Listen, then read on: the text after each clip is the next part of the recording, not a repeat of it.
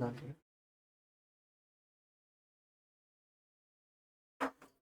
देखो जो aggregate turnover में जोड़ना है ना अपने वैल्यू, मैंने आपको बोला कि एग्रीगेट टर्नओवर में क्या जोड़ना है, हर एक आउटवर्ड सप्लाई, राइट।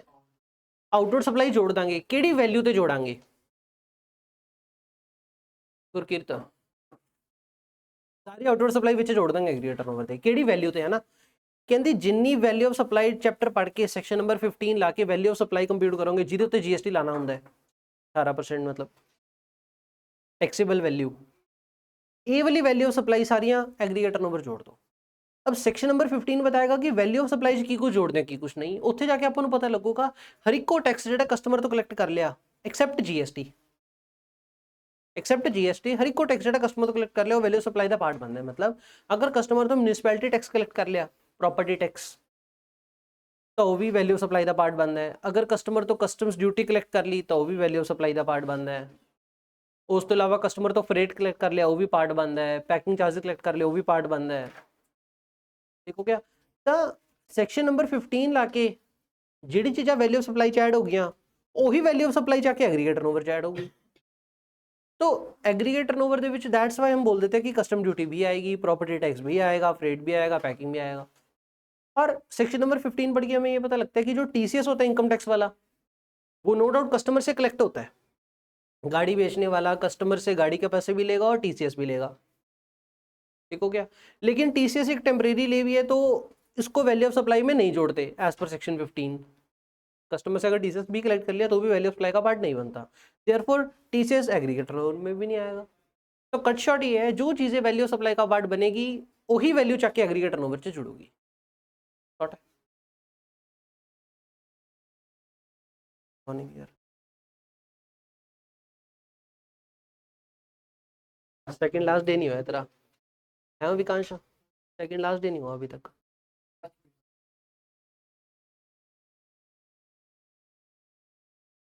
अभी मेरी बात सुनो, सेक्शन नंबर 16 और 17 कंडीशंस लाड़ा अंदर ही मड़ा या चल हर्ष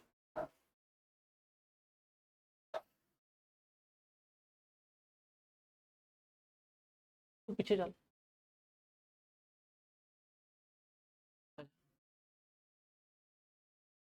छेती आया करो यार, हम बार बार क्यों को आने हो।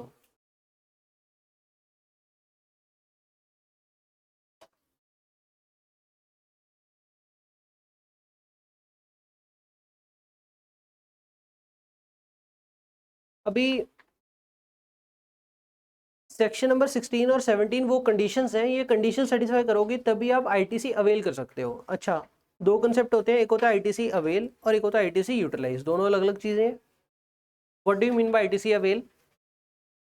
बुक करना आईटीसी, इलेक्ट्रॉनिक क्रेडिट लेजर में आईटीसी को क्रेडिट करवा लेना। What is ITC utilise? जब आपकी आउटपुट टैक्स लायबिलिटी निकलेगी, आउटपुट टैक्स लायबिलिटी को पे करने के लिए आईटीसी को यूज करना, सेट ऑफ करना, ग्रॉस आउटपुट कम हो जाएगी आफ्टर यूटिलाइजिंग, उसको आईटीसी यूटिलाइज बोलते हैं। जो भी सारी कंडीशंस है ना ज्यादातर वो अवेल करने के ऊपर है सेक्शन 16-17। एक बार अगर अवेल हो गया तो उसको यूटिलाइज जब मर्जी करते रहो, जितने मर्जी टाइम बाद करते रहो।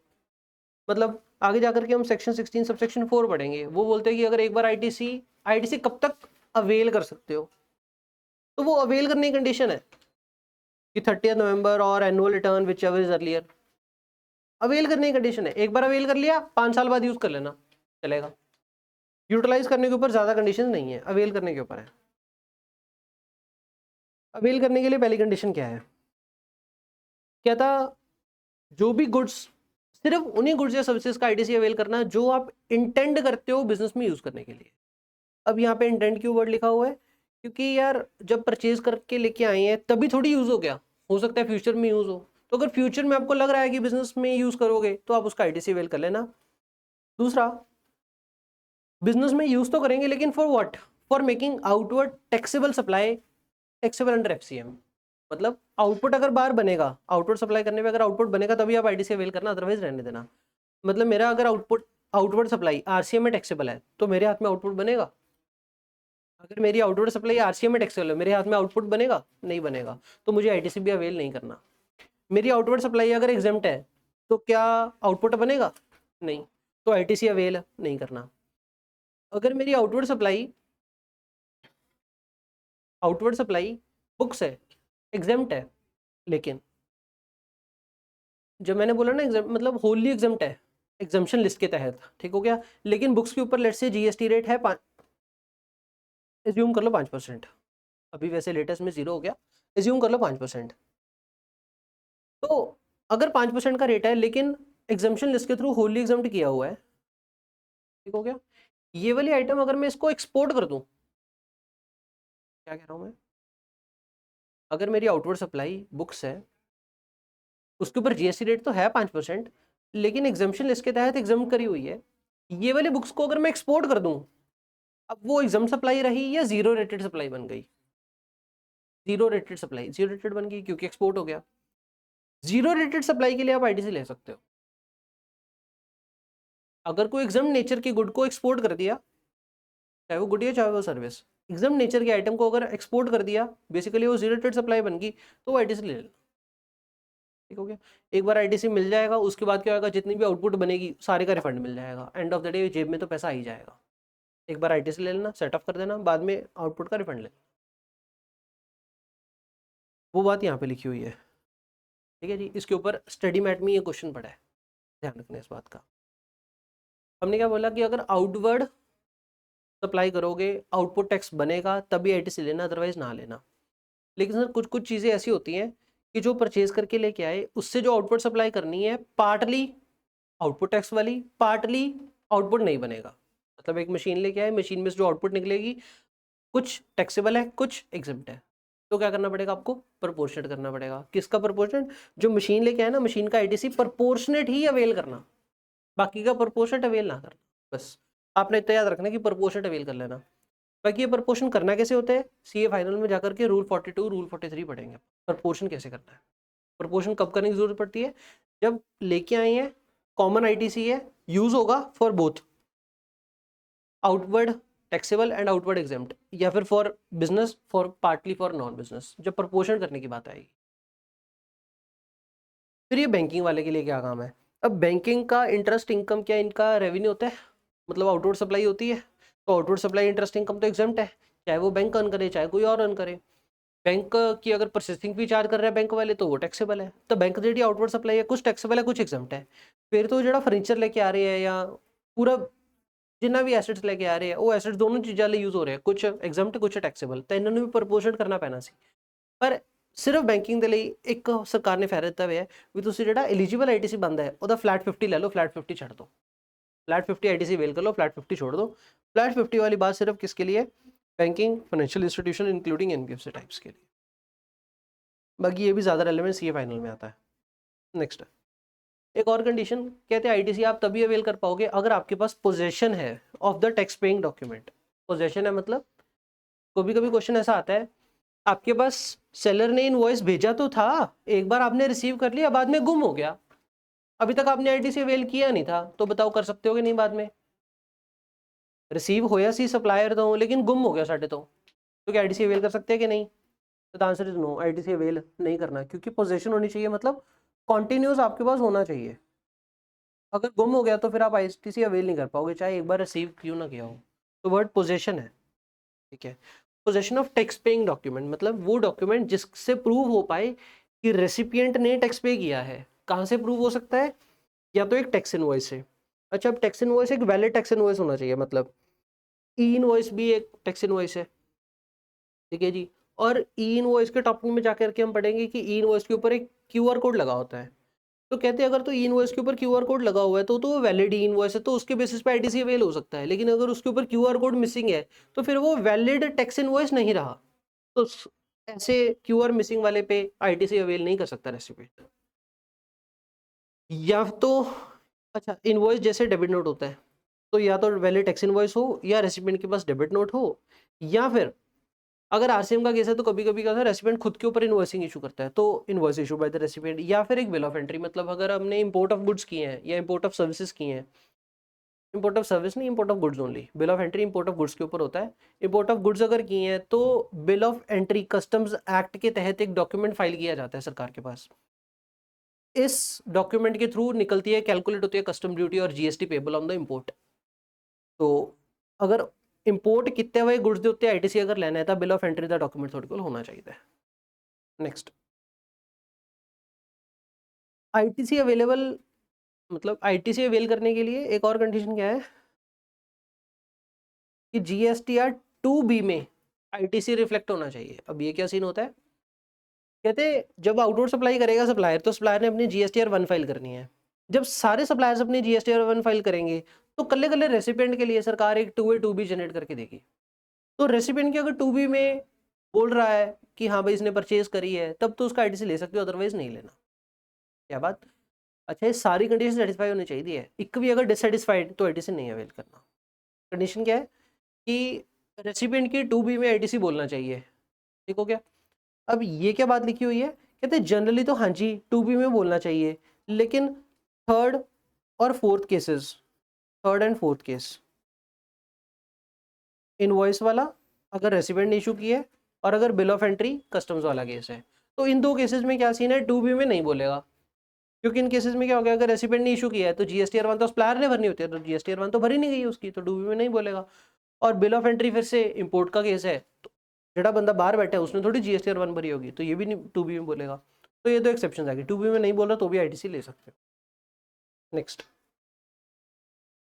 Receipt of goods and services, इसका मतलब क्या है कि आपके पास गुड्स या सर्विस आ चुकी होनी चाहिए। फिजिकल अगर आपके पास डिलीवरी हो गई तभी आप आईटीसी ले सकते हो, अदरवाइज नहीं लेना, ध्यान के रखना है। अच्छा एक और बात, एक केस होता है bill to ship to transaction. Bill to ship to क्या होता है, पंजाब में बंदा बैठा है सप्लायर, दिल्ली वाला रेसिपिएंट, दिल्ली वाले ने पंजाब वाले को ऑर्डर प्लेस किया और पंजाब वाले को कहा कि राजस्थान में सप्लाई कर दो डायरेक्ट, ठीक हो गया। दिल्ली वाला बायर था तो इनवॉइस तो इधर इशू होगा, लेकिन शिपिंग डिलीवरी सीधा राजस्थान में होगी, तो उसको बोलते हैं bill to ship to transaction. अब इस केस में जो दिल्ली वाला पर्सन था इसके पास क्या गुड्स की फिजिकल मूवमेंट आई, फिजिकल डिलीवरी आई नहीं, लेकिन फिर भी क्या ये आईटीसी अवेल कर सकता है, द आंसर इज यस। कहते हैं डीम्ड रिसीव ऑफ गुड्स मान लेंगे in case of bill to ship to transaction. तो bill to ship to transaction में डीम्ड रिसिप्ट मान लेंगे और गुड्स आ जाए, आईटीसी ले सकते हो, कोई दिक्कत नहीं है, ठीक हो गया। अभी गुड्स या सर्विस आ चुकी होनी चाहिए दोनों के लिए, गुड्स भी सर्विस के लिए भी। गुड्स के लिए तो बच्चे को याद रह जाए, सर्विस के लिए भूल जाता है। मतलब टीयूएस में जाकर के बढ़ेंगे, सप्लायर ऑफ सर्विस को अगर एडवांस मिल गया ना, सप्लायर ऑफ सर्विस को अगर एडवांस मिल गया तो उसको टैक्स भरना पड़ेगा। मैं क्या बोल रहा हूँ, सप्लायर ऑफ सर्विस ਨੂੰ अगर एडवांस पैसा मिल गया ਤਾਂ ਵੀ ਉਹਨੂੰ ਟੈਕਸ ਭਰਨਾ ਪੈ ਜੂ ਜਦੋਂ ਐਡਵਾਂਸ ਮਿਲਿਆ। ਗੁड्स ਦੇ ਕੇਸ ਚ ਆਈ ਨਹੀਂ ਹੁੰਦਾ, ਗੁड्स ਦੇ ਕੇਸ ਅਗਰ ਐਡਵਾਂਸ ਮਿਲ ਗਿਆ ਤਾਂ ਵੀ ਟੈਕਸ ਨਹੀਂ ਭਰਨਾ।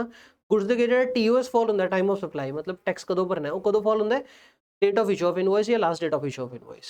जनरली बेसिकली जब इनवॉइस इशू होगा तभी बेसिकली टाइम ऑफ सप्लाई आएगा, तभी टैक्स भरना होगा। तो सर्विस के केस च एडवांस अगर मिल गया ਤਾਂ ਵੀ टैक्स भरना पै जाओ। सर्विस के केस में सप्लायर को टैक्स भर दिया, रेसिपिएंट के हाथ में एडवांस में आईटीसी नहीं मिल सकता, उन्हें टैक्स जरूर भरता, लेकिन क्योंकि एडवांस आया हले तो सर्विस भी नहीं दी गई, तो जिंदर तक सर्विस रेसिपिएंट रिसीव नहीं हो जाती रेसिपिएंट आईटीसी नहीं ले सकता, चाहे वो 2B बोलने लग गया, ठीक हो गया। क्यों नहीं मिल सकता, क्योंकि सर उसे अभी तक सर्विस ही नहीं रिसीव हुई। तो कंडीशन क्या है, गुड्स और सर्विस रिसीव हो चुकी होनी चाहिए। सर्विस भी ध्यान रखना कि सर्विस रिसीव हो चुकी होनी चाहिए, फिर ही मिलेगा। इसमें एक अमेंडमेंट आई है, इतना बड़ा डब्बा, इतना बड़ा आप तो कैसे लिखोगे ना, मैं आपको शॉर्ट में 2 लाइन लिखवा दूंगा। सीन क्या है, लॉ क्या बोलता है, आईटीसी कब लेंगे, कब लेंगे आईटीसी, जब गुड्स या सर्विस रिसीव हो चुकी होनी चाहिए। क्या कभी कभी ऐसा होता है कि जो सेलर होता है, बायर होता है, सेलर आपका बैठा है राजस्थान में, बायर आपका बैठा है दिल्ली में। सेलर कहता है कि यार मैं राजस्थान के ट्रांसपोर्टर के पास गुड छोड़ाऊंगा, उसके बाद का जिम्मेवारी बायर तेरी। सेलर क्या बोल रहा है, राजस्थान के ट्रांसपोर्टर के पास मैं गुड छोड़ाऊंगा, उसके बाद की जिम्मेवारी बायर तेरी, ठीक। सेलर ने 26 अगस्त को ट्रांसपोर्टर को गुड्स हैंडओवर कर दिए, लेकिन बायर को रिसीव कब हुए, 2 सितंबर, ठीक हो गया। तो कब कहें कि गुड्स रिसीव हो गई, कब आईटीसी के लिए एलिजिबल कहें, 26 अगस्त या 2 सितंबर, 26 अगस्त या 2 सितंबर। कॉन्ट्रैक्ट की टर्म्स क्या थी कि जब भी सेलर ने ट्रांसपोर्टर को डिलीवर कर दिए गुड्स, ट्रांसपोर्टर ऑफ राजस्थान, उसके बाद का रिस्क एंड इंश्योरेंस किसका हो गया? सारा बायर का हो गया। कब क्या देना चाहिए? 26 अगस्त। तो ये वाला केस पहले लॉ में इसके ऊपर क्लैरिफिकेशन नहीं थी, अब क्लैरिफिकेशन दे दी, लेकिन अब भी ना एक दिक्कत है, छोटी सी दिक्कत। पता है क्या है? इन्होंने जनरल बात नहीं करी ऐसे, इन्होंने एक स्पेसिफिक केस लेकर के बोल दिया। कहते जो गाड़ियां बिकती हैं, कार्स, ठीक है ना, तो ऑटोमोबाइल इंडस्ट्री में कहते क्या होता है कि जो ऑटोमोबाइल मैन्युफैक्चरर है ना, वो डीलर को ऑनरशिप ट्रांसफर कर देता है एक्स फैक्ट्री। एक्स फैक्ट्री याद है ना वर्ड? एक्स फैक्ट्री मतलब सेलर की फैक्ट्री से ही ऑनरशिप ट्रांसफर कर देता है। इन ट्रांजिट ये रास्ते का रिस्क किसका होता है? कहते ऑटोमोबाइल डीलर का होता है। तो कहते क्योंकि रास्ते का रिस्क सारा ऑटोमोबाइल डीलर का है ना, तो हम मान लेंगे कि जब सेलर की फैक्ट्री से निकले गुड्स तभी वो बाहर के हो गए, तो तभी 26 अगस्त से ही आईटीसी अवेल कर सकता है। इन्होंने जनरल गल नहीं कही, स्पेसिफिक केस लेके कहती। ठीक हो गया? एक दिक्कत है छोटी जी, बाकी बेपरवाह रहो, पेपर जी फिर वो आई पूछते हैं। लेटेस्ट अमेंडमेंट है और कल के पेपर में आ गई, यही पॉइंट। पॉइंट भी एग्जैक्ट यही डेट थी शायद, 26 अगस्त और 2 सितंबर लेकर के। तो हम कहेंगे कि 26 अगस्त को आईटीसी अवेलेबल हो जाएगा। ठीक है, तो बढ़ के देखो, कहते हैं in the automobile sector automobile dealer can be consider to have received the goods. मान लेंगे रिसीव हो गई at the time of handing over the goods by the OEM to the transporter. OEM stands for original equipment manufacturer. Original equipment manufacture. ये word किस sector में use होता है? Automobile sector में यूज होता है। इसका मतलब क्या बन गया? बस Maruti Suzuki car manufacture, car manufacture बन गया इसका मतलब ऑटो ओईएम। कहते जब ओईएम ट्रांसपोर्टर को डिलीवर कर देगा तभी हम मान सकते हैं कि ऑटोमोबाइल डीलर ने गुड्स रिसीव कर लिए। At the OEM's factory gate for the onward transmission of the goods to the dealer. Thus, ITC can be availed by the automobile dealer on the date of the vehicles are built and handed over to the transporter by the OEM at his factory gate. Reason: in the automobile sector, the risk in transit belongs to the automobile dealer. समझ में आ गई? अब आपने ये लिखना है book में।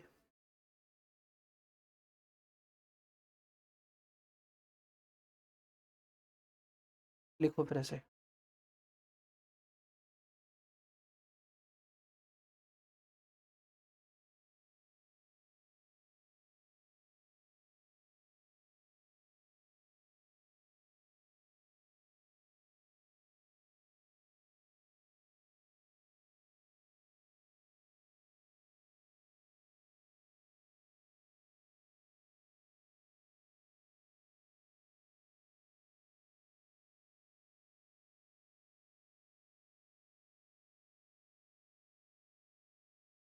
जो मैं लिख रहा हूँ वो लिखना।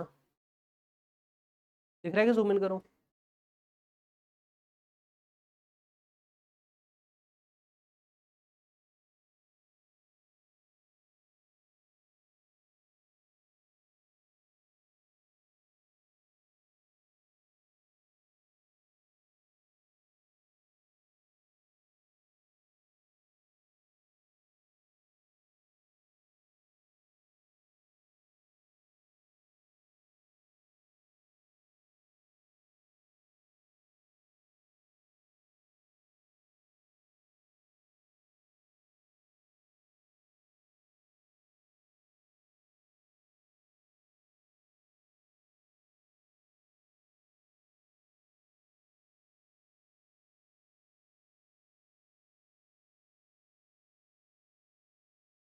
अब मेरे को कोई बात समझाओ, जैसे मैंने ये लॉ लिखे ना, पढ़ोगे तो आपको दिखेगा कि मैंने जनरल लिखा है।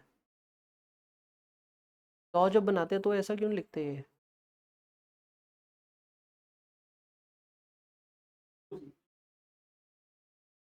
नहीं, एक्सेप्शन क्यों देनी चाहिए है? ਜਿਹੜੀ ਮੈਂ ਗੱਲ ਦੱਸੀ ਹੈ ਵੀ ਹਾਂ ਭਾਈ ਅਗਰ ਇਨ ਟ੍ਰਾਂਜ਼ਿਟ ਦਾ ਰਿਸਕ ਬਾਹਰ ਦਾ ਹੈ ਤਾਂ ਜਿੱਦਨ ਸੈਲਰ ਦੇ ਕੋਲੋਂ ਤੁਰਿਆ ਉਦਨ ਹੀ ਡੀਮਡ ਰਿਸੀਵ ਕਰ ਲਓ ਉਹਦੇ ਹੱਥ, ਉਦਨ ਹੀ ਉਹਨੂੰ ਆਈਟੀਸ ਦੇ ਲਈ ਅਵੇਲੇਬਲ ਕਰਵਾ ਦਿਓ।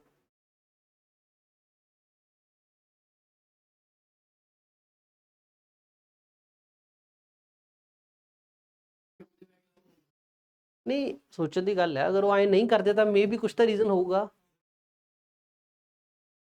ਸਹੀ ਹੈ, ਸਰਕੂਲਰ ਸਪੈਸੀਫਿਕ ਹੀ ਹੁੰਦਾ ਐਕਚੁਅਲ ਦੇ ਵਿੱਚ ਇੰਡਸਟਰੀ ਦਾ ਡਾਊਟ ਆਉਂਦਾ, ਡਾਊਟ ਦਾ ਆਨਸਰ ਹੋ ਜਾਂਦਾ ਹੈ। ਪਰ ਮੈਂ ਕਹਿ ਰਿਹਾ ਵੀ ਜਦੋਂ ਸਰਕੂਲਰ, ਬਾਕੀ ਹਾਂ ਇੱਕ ਹੋਰ ਰੀਜ਼ਨ ਇਹਦੀ ਗੱਲ ਚੋਂ ਨਿਕਲ ਆਇਆ, ਇੰਡਸਟਰੀ ਨੇ ਡਾਊਟ ਪੁੱਛਿਆ, ਡਾਊਟ ਦਾ ਆਨਸਰ ਦੇਣ ਵਾਲਾ ਸੀਬੀਡੀਟੀ, ਸੀਬੀਡੀਟੀ ਸਿਰਫ ਉਹਨੂੰ ਕਲੈਰੀਫਾਈ ਕਰਕੇ ਕਹਿ ਸਕਦੇ ਵੀ ਚੱਲ ਐਂ ਕਰ ਲਓ, ਪਰ ਸੀਬੀਡੀਟੀ ਇੱਕ ਲਾਅ ਨਵਾਂ ਨਹੀਂ ਬਣਾ ਸਕਦਾ। ਹੁਣ ਸੀਬੀਡੀਟੀ ਜਾਵੇ ਪਾਰਲੀਮੈਂਟ ਕੋਲ ਵੀ ਲਾਅ ਬਣਾ ਦਿਓ, ਪਾਰਲੀਮੈਂਟ ਬਿੱਲ ਹੀ ਹੈ ਨਹੀਂ, ਤਾਂ ਸਰਕੂਲਰ ਦੇ ਸਿਰ ਤੇ ਤੁਰੇ ਫਿਰਦੇ। It can be the reason. ਚਲੋ मैं इतने सेलर लिख लिया, सेलर का नाम OEM लिख दें, अदरवाइज ना भूल जाओगे आप।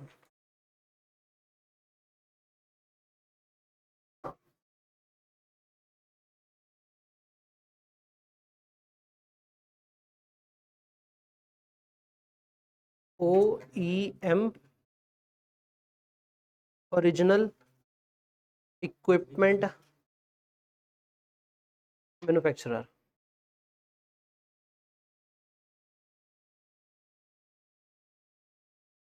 सेलर का नाम क्या है? OEM original equipment manufacturer.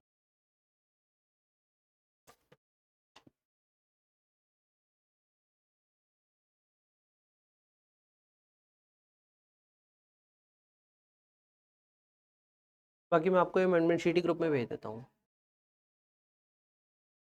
Sheet की लोड नहीं वैसे भेज दूंगा, लेकिन बुक में इनकॉर्पोरेट कर लो, जहाँ जहाँ पे है वो मैं कराता चलूँगा पैरेलल। चले आगे नेक्स्ट। उसके बाद कंडीशन क्या आ गई कि सप्लायर ने अपनी GSTR 1 भरी होनी चाहिए, रेसिपिएंट की 2B में बोलना चाहिए, उसके बाद रेसिपिएंट ने अपनी GSTR 3B फाइल करनी है। रेसिपिएंट ITC अवेल कैसे करता है? 2B के थ्रू, 3B के थ्रू, 2B के थ्रू, 3B के through. The answer is 3B के थ्रू। 2B तो सिर्फ एक जनरेट होती है, ऑटो पॉपुलेट होती है, रेसिपिएंट को उसमें रोल कोई नहीं होता। 2B में बोलेगा कि रेसिपिएंट तो कितने कितने ITC के लिए एलिजिबल है। 3B फिर रेसिपिएंट फाइल करेगा और ITC अपना बुक करेगा, मतलब अवेल करेगा, मतलब उसका इलेक्ट्रॉनिक क्रेडिट लेजर क्रेडिट होगा on the basis of 3B। Exception, हमने कंडीशन क्या बोली है कि सप्लायर ने GSTR 1 भरी होनी चाहिए।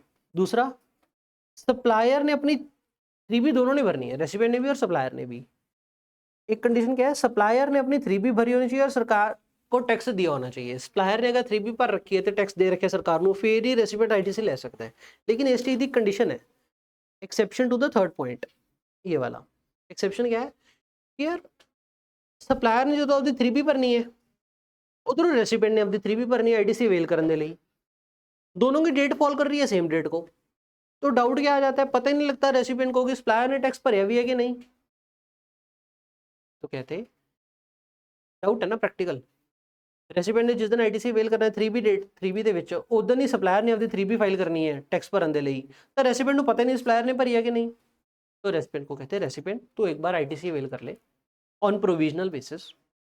ठीक हो गया, चेक कर लेना till 30 September for the next financial year. मतलब अगर ये सीन चल रहा है फाइनेंशियल ईयर 24-25 का, तो 24-25 के बाद वाली 30 सितंबर 25 तक, 30 सितंबर 2025 उदों तक इंश्योर कर ली भी सप्लायर ने टैक्स भरता। अगर हाँ तो ITC लाई रखे ऑलरेडी, कोई दिक्कत नहीं है। लेकिन अगर 30 सितंबर 2025 तक सप्लायर ने टैक्स ना भरया for the supply made in the financial year 24-25, supplier ने अगर टैक्स ना भरया रेसिपिएंट, तो ITC रिवर्स कर दी। करो तक रिवर्स कर दी? 3 नवंबर तक कर दी। अगर तू 3 नवंबर 2025 तक रिवर्स कर देगा, तेन कोई भी ब्याज देने की लोड़ नहीं है। एक बार ITC लै रखे ना वैसे तो रिवर्स अगर तो कर देगा कोई ब्याज देने की लोड़ नहीं है। लेकिन अगर 3 नवंबर तक रिवर्स ना किया, 3 नवंबर तो बाद भी रिवर्स तो करना ही पड़ेगा, लेकिन अलॉन्ग विद ब्याज करना पड़ेगा। ठीक हो गया जी। किसकी बात है, किसकी एक्सेप्शन है कि सप्लायर ने टैक्स भरना चाहिए 3B च, नहीं भी भरा तो भी ITC अवेल कर सकता है रेसिपिएंट, प्रोवाइडेड दैट 30 सितंबर तक इंश्योर करे सप्लायर नहीं भरता, 30 सितंबर तक नहीं भरया तो 3 नवंबर तक रिवर्स करे विदाउट इंटरेस्ट, 3 नवंबर तो बाद आफ्टर इंटरेस्ट। लेकिन ध्यान रखना सप्लायर ने GSTR 1 में पक्का दिखाया, जब सप्लायर ने GSTR 1 ने ना भरी आपकी, फिर रेसिपिएंट को किसी भी हाल च ITC नहीं मिल सकता। सप्लायर ने GSTR 1 भरी है लेकिन सप्लायर ने GSTR 3 भी नहीं भरी, फिर कोई दिक्कत नहीं, रेसिपिएंट एक टेम्परेरी बेसिस पे ITC अवेल कर सकता है। उस तो बाद resident should have filed GST 3B। Next, in case of the goods, अगर कहते गुड्स किस्ता जाने हैं, मतलब इनवॉइस में 1000 क्वांटिटी है लेकिन फिजिकल डिलीवरी 200 क्वांटिटी की हुई है, तो पूरी 1000 इन क्वांटिटी का आईटीसी इकट्ठा ही मिलेगा, पार्ट्स में ले सकते हैं। और इकट्ठा कब मिलेगा? जब सारे के सारे गुड्स आ जाएंगे, तो लास्ट लॉट के बाद ही मिलेगा। नेक्स्ट, अगर इनकम टैक्स में जीएसटी की अमाउंट के ऊपर भी डेप्रिसिएशन क्लेम कर रहे हो, मतलब अगर आप एसेट लेके आए 1 लाख का, जीएसटी 18,000 का, टोटल 1,18 हो गया, इनकम टैक्स में चेक करेंगे, अगर इनकम टैक्स में डेप्रिसिएशन 1,18 के ऊपर ले रहे हो तो फिर आईटीसी नहीं मिलेगा। Next, time limit under section 16 sub section 4, इसमें भी अमेंडमेंट है लेकिन उस चैप्टर में पढ़ेंगे, रजिस्ट्रेशन चैप्टर में। टाइम लिमिट किसकी है? For availing the ITC. ITC कब तक का अवेल कर सकते हैं? ऊपर की सारी कंडीशन पढ़ लिया, ये सारी कंडीशन फुलफिल हो जाए तो आईटीसी अवेल कर सकते हो। कंडीशन फुलफिल होगी मान लो मेरी 10 सितंबर 2024, मैं लेकिन सितंबर की रिटर्न च आईटीसी अवेल करना भुल गया, तो अक्तूबर कर सकते कि नहीं, नवंबर कर सकते कि नहीं, ਉਹਦੀ ਗੱਲ हो रही है। तो कहते हाँ जो मर्जी कर लियो, कोई दिक्कत नहीं, पर कदों लास्ट डेट है? 3 नवंबर या फिर एनुअल रिटर्न ਕਿਹੜੇ ਸਾਲ ਦੀ है ना, ਜਿਹੜੇ ਸਾਲ ਚ ਇਨਵॉइस इशू ਹੋਇਆ ਸੀ ਜਾਂ ਜਿਹੜੇ ਸਾਲ ਚ डेबिट नोट इशू होया सी। जिस फाइनेंशियल में इनवॉइस इशू हुआ था, लेट्स से इनवॉइस या डेबिट नोट इशू हुए थे फाइनेंशियल ईयर 24-25, तो 24-25 तो बाद वाली 3 नवंबर 2025 and annual return of the financial year 24-25, which ever is earlier. अब एनुअल रिटर्न की एक्चुअल फाइलिंग डेट देखनी है, ड्यू डेट देखनी है? तो एक्चुअल फाइलिंग डेट देखनी है। ड्यू डेट इसकी कितनी होती है वैसे? 31/12/25 बनूगी, वो तो ड्यू डेट है। हमने ड्यू डेट नहीं देखनी, हमने एक्चुअल डेट देखनी है, एनुअल रिटर्न की एक्चुअल डेट या फिर 3 नवंबर, विच एवर इज अर्लियर। अब ध्यान रखना, अगर इनवॉइस मेरा ओरिजिनल इशू होया सी, पेपर च कल आके गया क्वेश्चन 31 मार्च 24 ਨੂੰ, 31 मार्च 24 ਨੂੰ इनवॉइस इशू होया सी। इनवॉइस का ਜਿਹੜਾ डेबिट नोट इशू होया है, डेबिट नोट वो 30/6/24 ਨੂੰ होया है, तो लास्ट डेट कौन सी बनेगी? 3 नवंबर कितनी डेबिट नोट की? डेबिट नोट की 3 नवंबर 2000, इनवॉइस इस दिन इशू हुआ था, डेबिट नोट इस दिन इशू हुआ है, तो डेबिट नोट की आईडी से अवेल करने की डेट 3 नवंबर फ्रॉम जिस साल इशू होया इनवॉइस या जिस साल इशू होया डेबिट नोट। इनवॉइस होया 31 मार्च 24, उधर रिलेटेड जो डेबिट नोट इशू होया 30/6/24, डेबिट नोट की लास्ट डेट की है इतने 31 मार्च 25 आऊगा, तो फिर वो इनवॉइस तो नहीं होया, डेबिट नोट तो होया, क्योंकि डेबिट नोट का फाइनेंशियल ईयर किहड़ा हो गया 24-25, डेबिट नोट तो चक्की डेट है। इनवॉइस और डेबिट नोट इंडिपेंडेंट कंसिडर करो, दोनों एक जैसे कंसिडर करो। तो डेबिट नोट किहड़े फाइनेंशियल इशू होया 24-25 च, तो 24-25 तो बाद वाली 30/11/25 या फिर annual return of 24-25। Basically debit note तो ये डेटा चक्कियाँ, ठीक हो गया। लेकिन अगर इनवॉइस इशू होया 31 मार्च 24, इससे रिलेटेड क्रेडिट नोट इशू होया, ये क्रेडिट नोट इशू होया 30/6/24, ठीक हो गया। अब क्रेडिट नोट क्या करता होता है? डेबिट नोट अगर है तो आईटीसी अवेल होता है, अगर डेबिट नोट हो तो आईटीसी अवेल होता है, तो सेक्शन 16 सब सेक्शन 4 लगता है। अगर क्रेडिट नोट हो तब आईटीसी रिवर्स होता है। अगर आईटीसी रिवर्स होता है तो क्या 16/4 लगता है? 16/4 तो नहीं लगता, लेकिन कोई और सेक्शन लगता है। लेकिन जो और सेक्शन में है ना, उस भी डेट सेम ही है, 3 नवंबर ਤੇ एनुअल रिटर्न, सेक्शन अड्ड लगूगा आईटीसी रिवर्स करन दा। तो दसो भी आईटीसी, इसमें भी दो बातें हैं। अगर क्रेडिट नोट इशू है सप्लायर के हच की, रेसिपिएंट के हच की, अगर सप्लायर है तो उसके हाथ में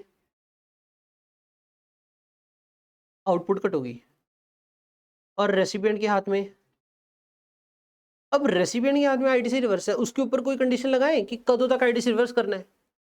नहीं, इसके ऊपर कोई कंडीशन नहीं है, सारी उम्र करना, मतलब जब मर्जी कर देना, कोई दिक्कत नहीं, लेट करोगे तो ब्याज ले लेंगे, लेकिन कोई टाइम लिमिट नहीं है।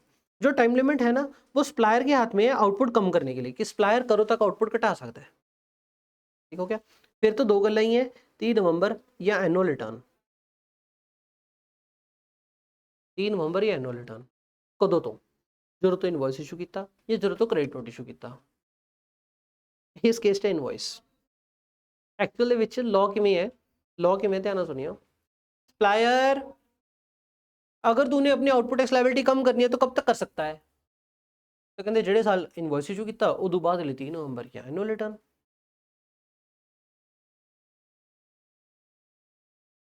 ਉਹ ਆउटपुट टैक्स लायबिलिटी नहीं घटाऊगा, ਉਹ आउटपुट टैक्स लायबिलिटी नहीं घटाऊगा। अगर आप क्रेडिट नोट ही लेट इशू कर रहे हैं ना, सप्लायर का फॉल्ट है, सप्लायर तो लेट क्यों किया, टाइमली इशू कर लेंदा। मतलब ये तो फिर अगर आप क्रेडिट नोट तो देखने लगे फिर तो सप्लायर की मन मर्जी दे दी, जो मर्जी लेट फेट क्रेडिट नोट इशू कर लिया, आउटपुट टैक्स लायबिलिटी घटा ले, सरकार का तो कंट्रोल ही नहीं रहा अगर क्रेडिट नोट से उठाना हो।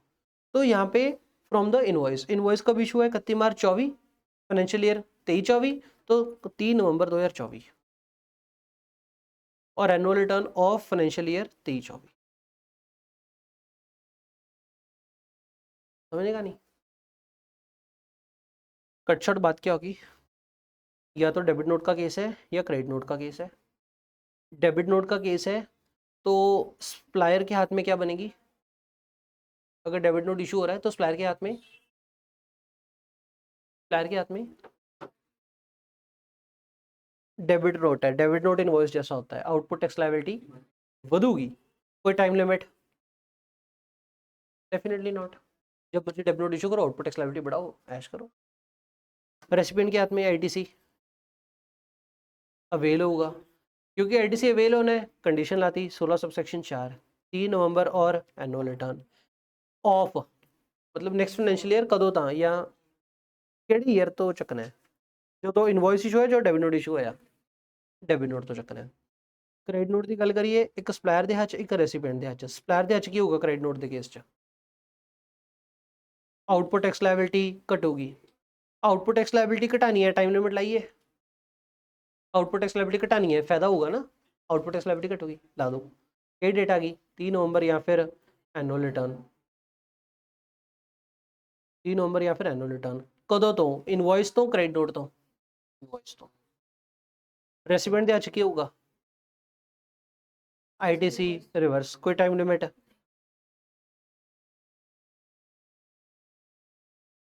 क्लियर होएगा नहीं, ये च दिक्कत होंगी ही होंगी है। पेपर च कल क्रेडिट नोट वाला क्वेश्चन आया है, एमसीक्यू आया वैसे ही।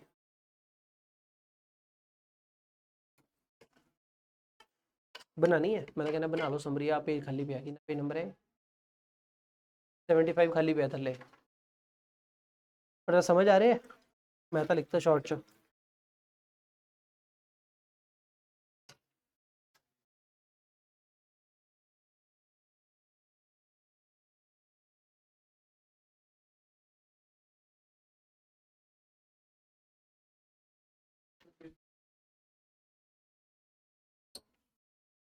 करवाया तो वही है बहुत तसल्ली से।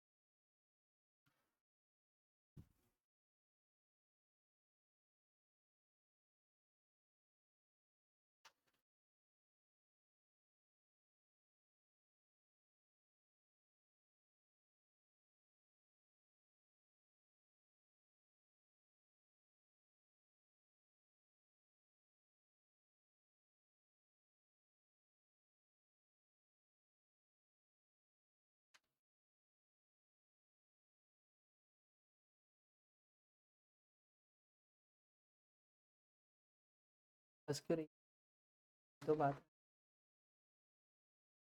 चलो भाई।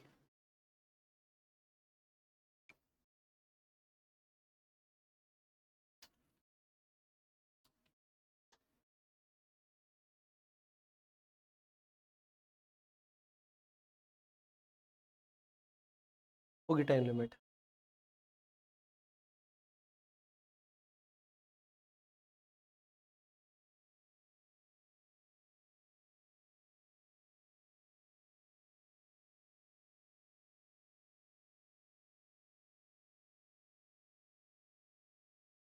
ये केस देखियो क्या लिख रखा है। अगर आरसीएम का केस है तो आईटीसी कब तक अवेल कर सकते हैं। लेट से सर्विस दी गई आपकी 15 मार्च 2024 को, टेबल बना होगा ये, है ना।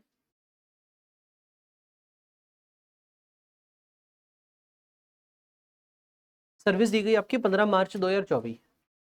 सप्लायर आपका रजिस्टर्ड है, invoice to be issued by the supplier. अगर इनवॉइस सप्लायर ने ही इशू करना है, एज्यूम कर लिया कब, 15 March 2024, invoice to be issued. ITC कब तक अवेल हो सकता है, तो कहते कब तक अवेल होता है आपका, जिस साल में इनवॉइस इशू हुआ उससे बाद वाली 3 नवंबर, और जिस साल में इशू हुआ उसकी एनुअल रिटर्न। तो 15 मार्च 2024 तो फाइनेंशियल ईयर बना 23-24, तो एनुअल रिटर्न ऑफ 23-24 और 3 नवंबर 2024, ठीक है जी। लेकिन अगर सप्लायर कौन है, अनरजिस्टर्ड। अगर सप्लायर अनरजिस्टर्ड है तो इनवॉइस कौन इशू करता है, रेसिपिएंट। इसका लॉ याद है ना आपको, कि अगर आरसीएम का केस हो, इनवॉइस कौन इशू करता है, अगर तो सप्लायर आपका रजिस्टर्ड है तो सप्लायर खुद ही इशू कर देता है, और अगर सप्लायर कौन है, अनरजिस्टर्ड, तो इनवॉइस कौन इशू करता है, रेसिपिएंट। और अगर एफसीएम का केस हो तो सप्लायर ही करेगा। आरसीएम के केस में ऐसे चलता है, डिपेंड करता है सप्लायर रजिस्टर्ड या अनरजिस्टर्ड। तो कहते हैं क्योंकि सप्लायर अनरजिस्टर्ड था तो इनवॉइस टू किसने इशू कर दिया, रेसिपिएंट ने, और रेसिपिएंट ने इनवॉइस कब इशू किया, 12 अप्रैल 2024।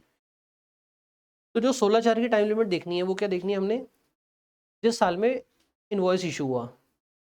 अब इनवॉइस किस ईयर में इशू हुआ है, 24-25, तो 24-25 की एनुअल रिटर्न और 3 नवंबर 2025।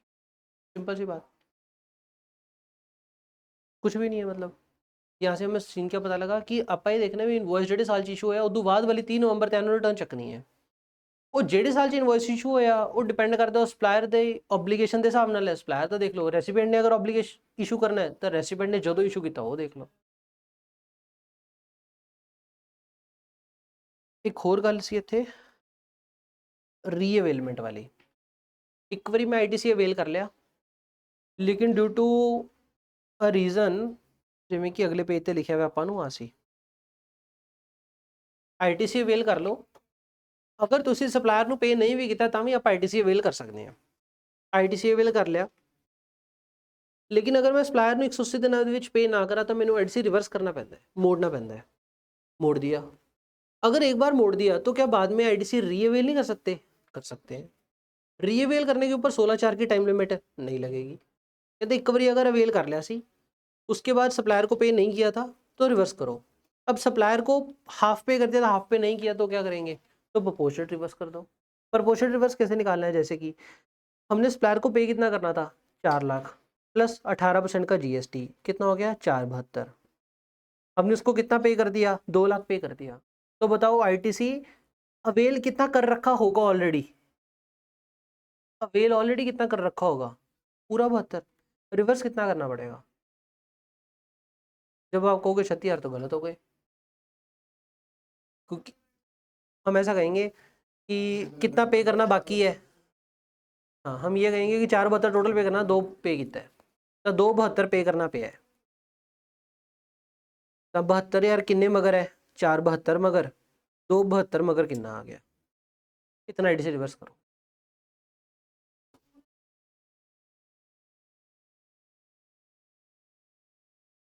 रिवर्स करना आ इतना बेंटिंग में है ना।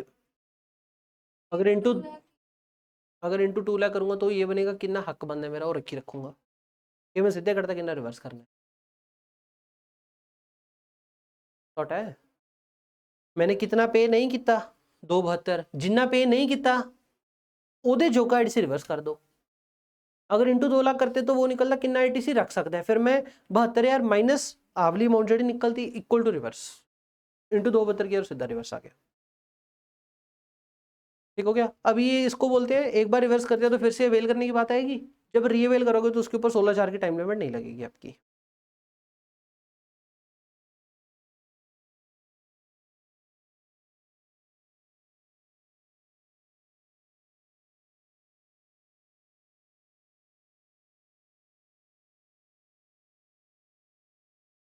अच्छा, ये एग्जाम्पल 2 क्या दे रखी है, पहले तो एग्जाम्पल 1 पढ़ी थी। एग्जाम्पल 1 में ये था कि रेसिपिएंट ने टाइमली इनवॉइस इशू करता, उसके पास टाइम कितना होता है 30 डेज, 30 डेज में उसने इनवॉइस इशू करना था और उसने टाइमली कर दिया। केस 2 क्या आ गया, क्या था, सर्विस किसने दी है आपकी, एक अनरजिस्टर्ड सप्लायर ने, अनरजिस्टर्ड सप्लायर ने दिया तो इनवॉइस किसने इशू करना था, रेसिपिएंट ने। रेसिपिएंट ने अगर इनवॉइस टाइमली ना इशू किया, देरी से इशू किया, तो if the invoice is issued on 21 जनवरी, अगर देरी से इशू किया तो रेसिपिएंट के हाथ में इनवॉइस उसने कब इशू किया, 21 जनवरी 25, जब भी इनवॉइस इशू किया उसके बाद वाली डेट को आप आईटीसी अवेल कर सकते हो, 3 नवंबर या फिर annual return of the financial year 24-25। ITC available only after the invoice is issued by the recipient even if the invoice is delayed। लेकिन जो बात आती है टाइम ऑफ सप्लाई की, टाइम ऑफ सप्लाई में अमेंडमेंट है,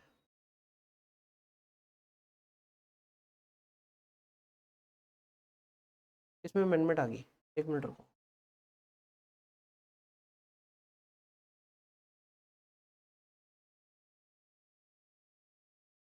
ये चीज़ नहीं ऐड होगी,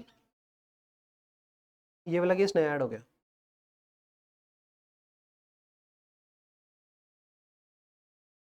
if the invoice is required to be issued by the recipient, तब टाइम ऑफ सप्लाई कैसे आएगी, date of payment made by the date of invoice,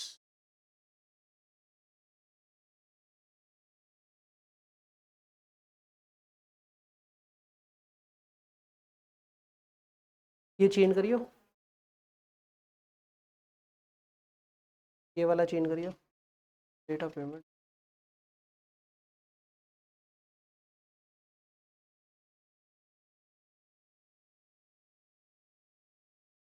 TO is in hands of recipient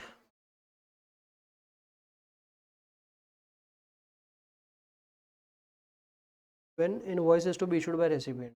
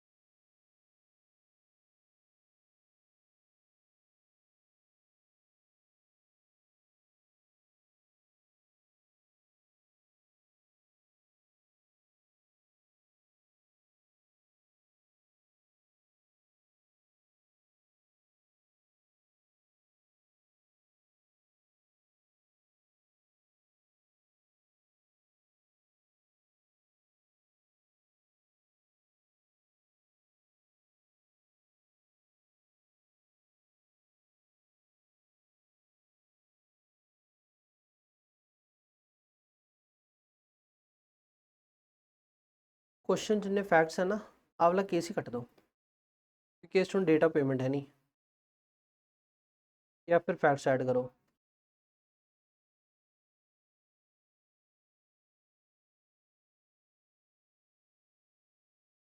आप ऐसा करो, इंस्टेंट ने case ही काट दो।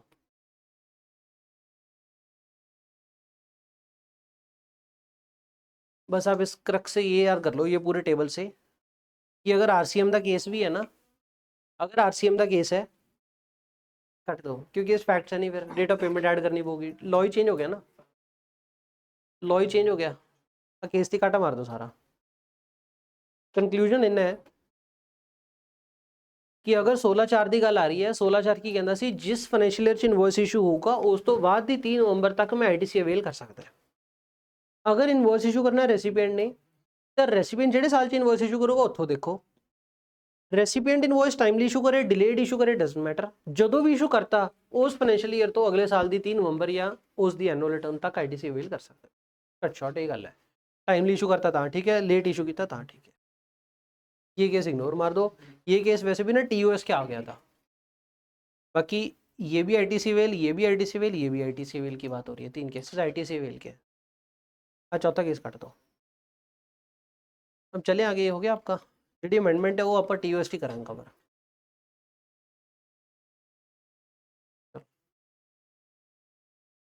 अब हमने कहा कि सप्लायर अगर रेसिपेंट अगर सप्लायर को 180 दिन के अंदर अंदर पे ना करे तो रेसिपेंट को आईटीसी रिवर्स करना पड़ेगा। लेकिन 3 एक्सेप्शंस है जब आईटीसी रिवर्स करने की लोड नहीं है। Exception to the above law, no reversal to be made even if the amount is not paid to the supplier. 3 cases कौन से वाले हैं? अगर सप्लाई कौन सी आपकी डीम्ड सप्लाई, डीम्ड सप्लाई में तो वैसे भी कंसिडरेशन होती नहीं है ना, तो रेसिपेंट ने तो पे किया ही नहीं होगा तो भी रेसिपेंट आईटीसी रख सकता है। Next, supply on which RCM अगर आरसीएम में ट्रैक्ट हो रहा है, अगर आरसीएम में ट्रैक्ट हो रहा है तो उस केस में क्या सीन है, रेसिपिएंट ने गवर्नमेंट को टैक्स तो भर ही दिया होगा। सप्लायर को अगर गुड्स की अमाउंट नहीं भी पे करी तो भी चलेगा। क्या बात है? अगर आरसीएम का केस है, रेसिपिएंट ने अगर गवर्नमेंट को टैक्स पे कर दिया तो रेसिपिएंट आईटीसी ले ले, रेसिपिएंट ने अगर सप्लायर को गुड्स की अमाउंट नहीं भी पे करी ना तो भी चलेगा। थर्ड केस क्या आ गया? When recipient pay directly to the third person. इसका मतलब क्या है? एग्जांपल, सप्लायर को रेसिपिएंट ने टोटल 1,20,000 देना था, उधर से सप्लायर ने किसी थर्ड पर्सन देना से 20,000 रुपया। सप्लायर कहता है रेसिपिएंट को, रेसिपिएंट ऐसा कर 20,000 उसको दे दे, 1,00,000 मेरे को दे दे। अब रेसिपिएंट ने सप्लायर को कितना पे किया? जस्ट 1,00,000। 20,000 तो पे किया ही नहीं, 20,000 तो रेसिपिएंट ने सप्लायर के कहने पे किसी थर्ड पर्सन को पे कर दिया। रेसिपिएंट को आईटीसी कितनी अमाउंट का मिल सकता है? द आंसर इज पूरी अमाउंट का मिल सकता है, क्योंकि सप्लायर के डायरेक्शन के ऊपर रेसिपिएंट ने किसी और को पे किया। तो वो थर्ड बात की हुई है।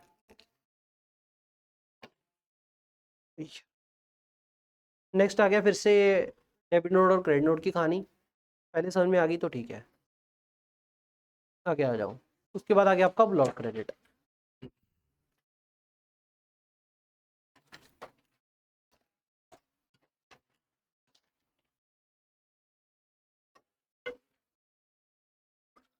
ब्लॉक क्रेडिट की क्या कहानी है? सेक्शन 16 और 17 की अगर कंडीशन फुलफिल हो भी गई ना तो भी आईटीसी नहीं देंगे कुछ केसेस में। जिसमें से पहला केस क्या आ गया? कॉम्पोजिशन का जो कस्टमर है उसको आईटीसी नहीं मिलेगा, कॉम्पोजिशन वाले बंदे का जो कस्टमर है उसको नहीं मिलेगा। नेक्स्ट क्या आ गया? अगर आपने इनवर्ट सप्लाई रिसीव करी है, inward supply received by NRTP. NRTP मतलब कौन बंदा? वो बंदा जो अब्रॉड का है, इंडिया में आया है टेम्परेरी काम करने के लिए, थोड़ा टाइम काम करने के लिए, उसको नॉन रेजिडेंट टैक्सेबल पर्सन बोलते हैं अपना। Taxable person, non resident taxable person. अगर ये गुड्स इंपोर्ट करेगा तो उसके ऊपर क्या है, इसी ने खुद नहीं टैक्स पे किया होगा, उसको तो इसको आईटीसी दे देंगे, लेकिन इंडिया से जो भी खरीदेगा उसका आईटीसी उसको ब्लॉक है। बगाना बंदा है ना, टेम्परेरी काम करने के लिए आ रहे हैं तो हार्श हो रहे हैं उसके साथ। जो ने डायरेक्टली सानू पे किया है तो आईटीसी मिल जूगा, जो ने किसी होर नू पे किया ਉਹਦਾ ਉਹਨੂੰ कोई आईटीसी नहीं मिलता। नेक्स्ट, अगर आप घर के लिए लेके जा रहे हो तो नहीं मिलेगा।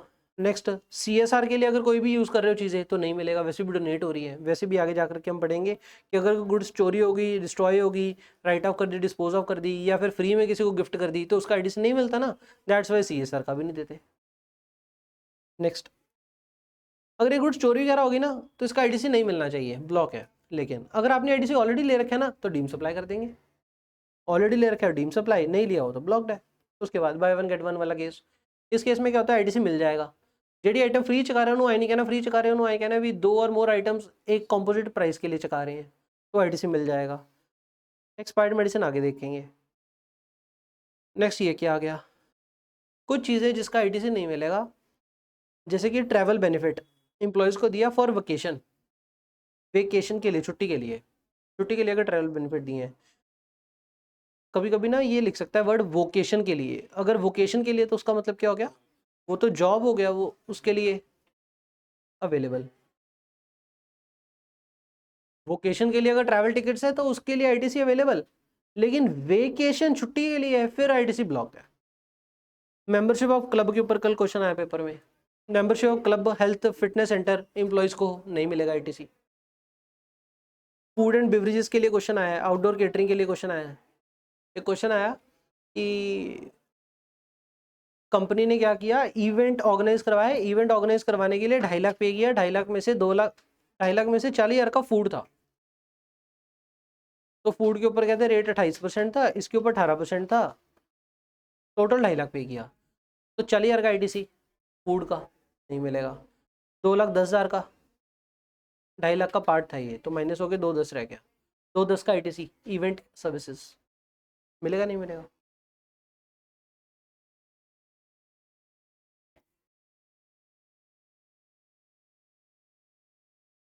अवेल कर सकते हैं, हमने कोई एक्सेप्शन नहीं पड़ी हुई। नेक्स्ट आ गया हेल्थ सर्विसेज। हेल्थ सर्विसेज का ITC नहीं मिलेगा। फिर आ गया beauty treatment, life and health, renting of motor vehicle. कौन कौन से आ गए? पहला आ गया छुट्टी के लिए वेकेशन, दूसरा आ गया हेल्थ फिटनेस क्लब, तीसरा आ गया आपका food and beverages outdoor catering restaurant services, चौथा आ गया आपका हेल्थ सर्विसेज, हॉस्पिटल की सर्विसेज ले ली। ब्यूटी ट्रीटमेंट हो गया, लाइफ इंश्योरेंस हो गया, हेल्थ इंश्योरेंस हो गया, इन सबका ITC जनरली ब्लॉक्ड है। लेकिन अगर मिल जाएगा, कब मिल जाएगा? अगर यही चीज़ें आप यूज़ कर रहे हो फॉर मेकिंग आउटवर्ड सप्लाई, इन्हीं चीज़ों की परचेज है, इन्हीं चीज़ों की सेल है, फिर ITC ले लो। या फिर इन चीज़ों को आप यूज़ कर रहे हो फॉर द मिक्स्ड और कॉम्पोजिट सप्लाई, मतलब रेस्टोरेंट फूड का ITC मिलता है? जनरली नहीं मिलता। लेकिन अगर रेलवे वाले IRCTC अगर वो इनवर्ट सर्विसेज ले रहे हैं, क्यों ले रहे हैं? क्योंकि ट्रेन में डिब्बे में जो लोग आते हैं उनको खाना देना होता है, शताब्दी में फूड देना होता है, तो उनको मिल जाएगा। उनका बिजनेस रेस्टोरेंट का है क्या? नहीं। मिल जाएगा। मिलेगा कि नहीं मिलेगा? मिलेगा, क्योंकि वो आउटवर्ड जो सप्लाई कर रहे हैं उसका कॉम्पोजिट पार्ट है। शताब्दी की ट्रेन टिकट के साथ ही आपको फूड मिलेगा, तो मिलेगा, क्योंकि एक पार्ट ऑफ कॉम्पोजिट है, मिक्स सप्लाई है। नेक्स्ट, अगर ये वाली ऊपर वाली सर्विसेज आप ले रहे हो अंडर स्टैट्यूटरी ऑब्लिगेशन तो भी मिल जाएगा, जैसे कि हेल्थ और लाइफ इंश्योरेंस ले रहे हैं एम्प्लॉयज का, क्यों? क्योंकि कोई एक्ट बोलता है, तो मिल जाएगा, अदरवाइज नहीं मिलेगा। Next, taxes paid under section 74, 129, 123, ये तीनों सेक्शन आप सीए फाइनल में पढ़ोगे, ये कौन से होते हैं?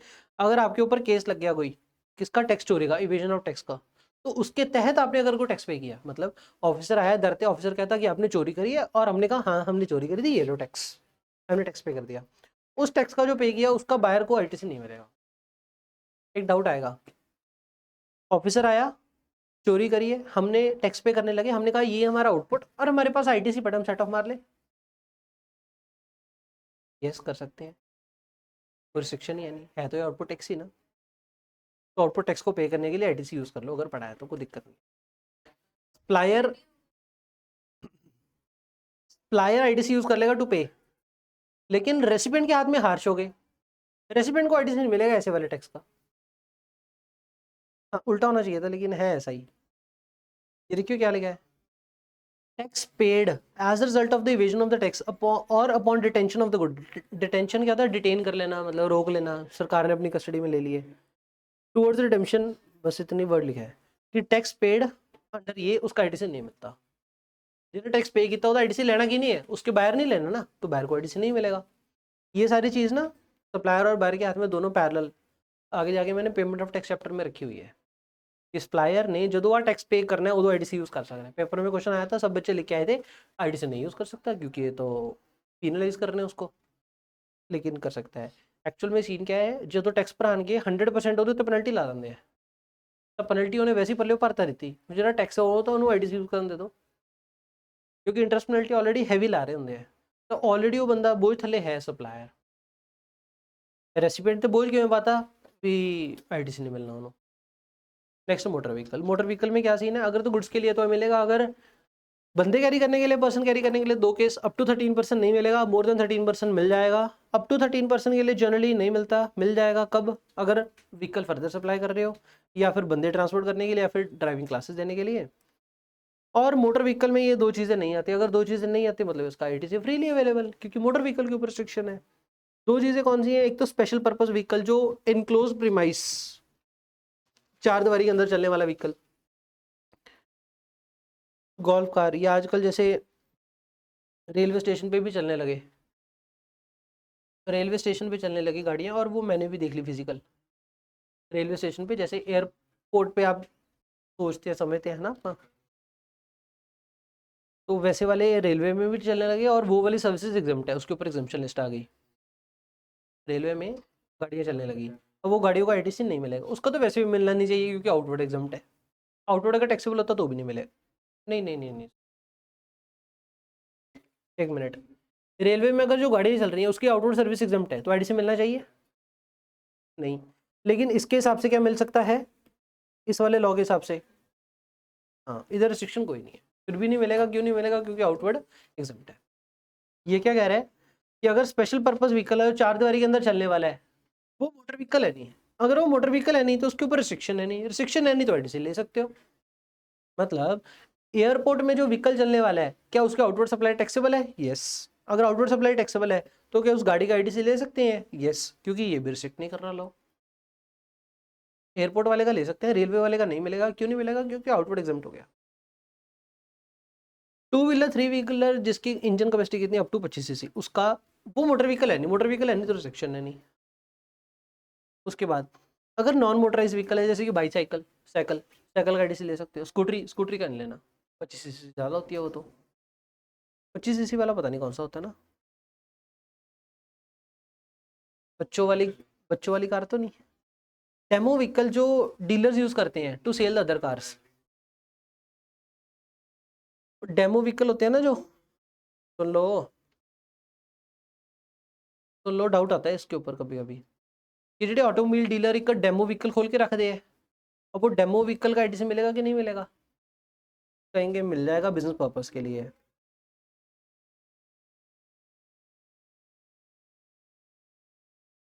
लेकिन कहते हैं अगर मैन्युफैक्चरर डायरेक्टली इशू करते हैं ना इनवॉइस टू द कस्टमर, दो केस है कहते। अगर तो कृष्णा ऑटोमोबाइल से आप गाड़ी खरीद के लेके आते हैं, कृष्णा ऑटोमोबाइल खुद इनवॉइस इशू करता है या कंपनी मारुति वाले इशू करते हैं इनवॉइस कस्टमर को? अगर तो कृष्णा वाले इशू कर रहे हैं तो इन दैट केस कृष्णा वाले को डेमो व्हीकल का आईटीसी मिल जाएगा, उसको अपना बिजनेस चलाने के लिए वो जरूरी है डेमो व्हीकल। लेकिन अगर कहते हैं ऐसा सीन होगा कि कृष्णा वाले के पास डेमो व्हीकल खड़ा है, यूजर चला रहे हैं, लेकिन यूजर को अगर अच्छा लग जाएगा तो मारुति सुजुकी डायरेक्ट कस्टमर को बिलिंग करेगी, ठीक हो गया? इन दिस केस क्या कृष्णा वाले को डेमो व्हीकल का आईटीसी मिलेगा? सर आंसर इज नो, नहीं मिलेगा। ये बात लिखी हुई है, ये भी आपकी बुक में है, ये लिखी हुई है, पर पिछली बार अमेंडमेंट थी, लेकिन ये भी लेटेस्ट ही ऐड हुई थी। आप ये स्टार मार्क ही रखना ये लाइन, क्योंकि ये अमेंडमेंट वाला ही है, आपसे पहले वाली अमेंडमेंट होगी फिर ये।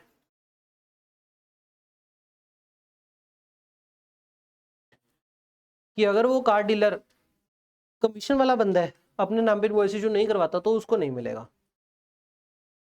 फिर आगे एयरक्राफ्ट और वेसल, इसका भी जनरली आईटीसी ब्लॉक है, मिल जाएगा अगर गुड्स के लिए या फिर फर्दर सप्लाई के लिए या फिर ट्रांसपोर्ट या फिर ड्राइविंग नेविगेशन के लिए। अब एक डाउट पता है क्या आया, हमने यहाँ पे लिखी है कि अगर आउटवर्ड सर्विस कौन सी है, ट्रांसपोर्टेशन ऑफ पैसेंजर, अगर outward renting of motor vehicle है तो उस केस में आईटीसी मिलेगा कि नहीं? Outward renting of motor vehicle law में तो ऐसा स्पेसिफिक नहीं लिखा हुआ मिलेगा कि नहीं, लेकिन प्रैक्टिकली मिल जाता है। पेपर में क्या करना है,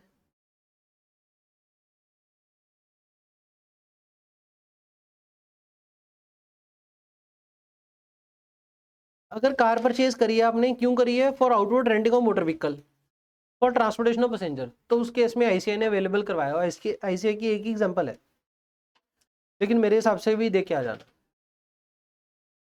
रेंटिंग ऑफ मोटर व्हीकल है for outward renting of motor vehicle, नहीं सॉरी, ये रहा मोटर व्हीकल अगर आपने खरीदा, क्यों खरीदा? For outward renting of motor vehicle, ITC available है प्रैक्टिकली। आईसीआई की एग्जांपल ये वाली है, केस 2।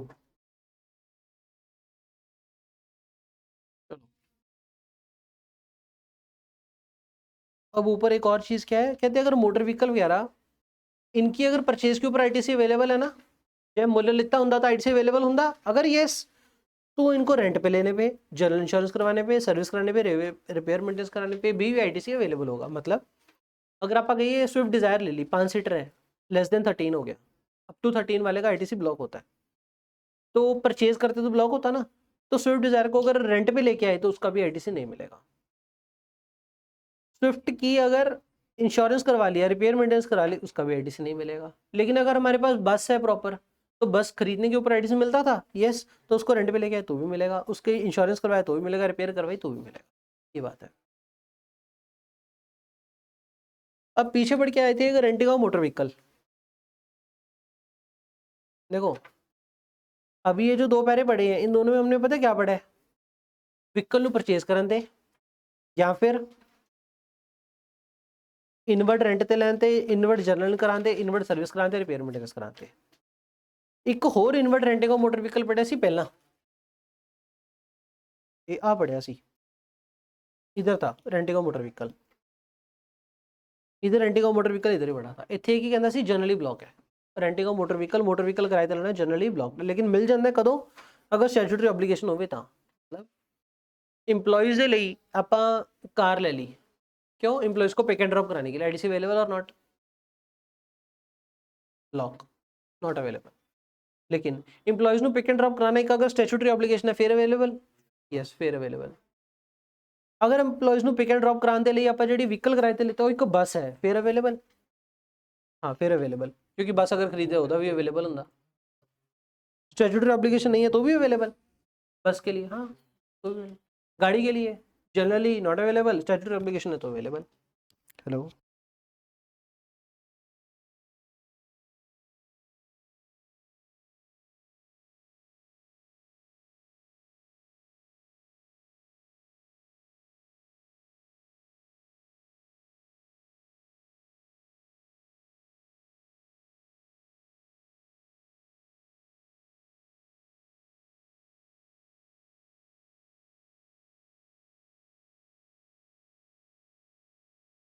पिक एंड ड्रॉप वास्ते अगर आप एजेंसी हायर कर ली तो उन्होंने भी यही कहेंगे ना इनवर्ट सर्विस ले रहे for the renting of motor vehicle, और कराएंगे कि आप एजेंसी हायर कर ली तो इनवर्ट सर्विसेज ले रहे हैं रेंटिंग ऑफ मोटर व्हीकल दी, तो आईडीसी मिलेगा कि नहीं होता। ਇੱਥੇ ਵੀ ਤਾਂ ਜਿਹੜਾ ਪੁਆਇੰਟ ਆ ਉਹੀ ਹੈ ਨਾ, ਆ ਰੈਂਟਿੰਗ ਆਫ ਮੋਟਰ ਵਹੀਕਲ की सर्विस ही है ना, ਰੈਂਟਿੰਗ ਆਫ ਮੋਟਰ ਵਹੀਕਲ की सर्विस, ਕਿਉਂਕਿ ਜਦੋਂ ਵਹੀਕਲ ਰੈਂਟ ਤੇ ਲੈ ਲਿਆ ਉਹ ਸਰਵਿਸ ਲੈ ਲਈ, ਵਹੀਕਲ ਤਾਂ ਖਰੀਦਿਆ ਨਹੀਂ, ਜਦੋਂ ਸਰਵਿਸ ਲੈ ਲਈ ਉਹ ਇੱਕ ਏਜੰਸੀ ਤੋਂ ਸਰਵਿਸ ਲੈ ਲਈ, ਇੱਕੋ ਗੱਲ ਹੀ ਹੋ ਗਿਆ। ਤਾਂ ਜਨਰਲੀ ਉਹਦਾ ਆਈਟੀਸੀ ਬਲੌਕ ਹੈ, ਲੇਕਿਨ ਅਗਰ ਸਟੈਚੂਟਰੀ ਐਪਲੀਕੇਸ਼ਨ ਹੈ ਫਿਰ ਮਿਲ ਜਾਊ। ਉਧਰੋਂ ਅਗਰ मतलब एजेंसी तो लिती है बसेस का भी मिल जाऊगा, स्टैट्यूटरी एप्लीकेशन नहीं है तब भी मिल जाऊगा।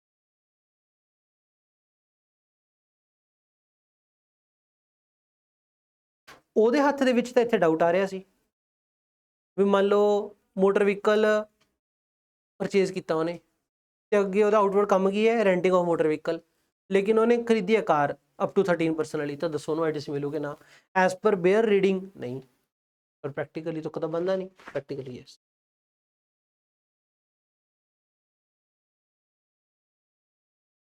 कंपनी को नहीं मिल रहा, नहीं समझ आ रही, माड़ी मोटी है ये ना, उलझे पे हो। इनवर्ड अगर आप ले रहे हैं तो उसने लिखो पहले देख लो, inward renting of motor vehicle that is hiring agency, hiring agency समझ आ, जो मनते ला समझ आना है, हायरिंग एजेंसी समझ आ गया, एजेंसी हायर कर ली for renting of motor vehicle for employ transport.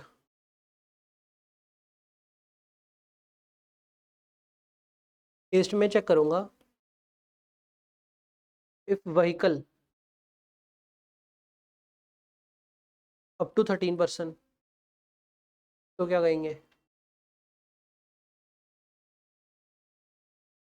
Up to 13% no ITC, but available if statutory obligation. लिख लो लिखना तो,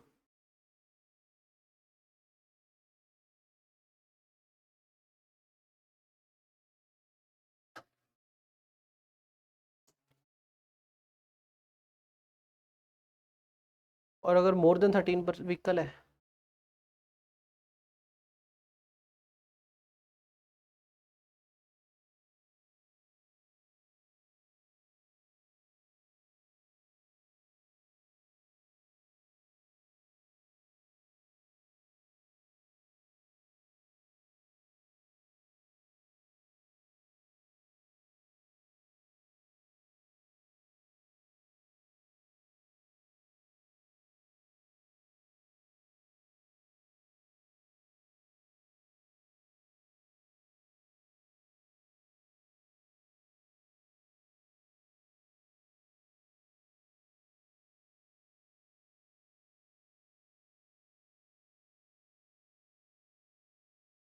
और ये जो एजेंसी होगी उसको हर एक व्हीकल का आईटीसी मिल जाएगा, चाहे वो अप टू 13 वाला चाहे वो मोर देन 13 वाला।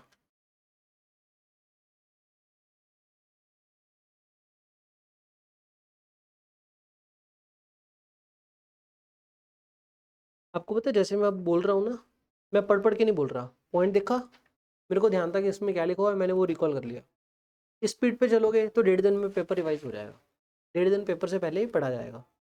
लेकिन अगर आप लाइनें पढ़ने लगोगे नहीं हो पाए।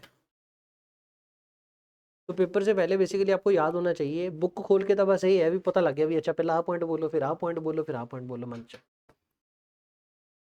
ऐसे पढ़ा जाता है 1.5 दिन में। सही है बात, लाइन टू लाइन तो नहीं पढ़ा जाता, नहीं पढ़ा जाता लाइन टू लाइन।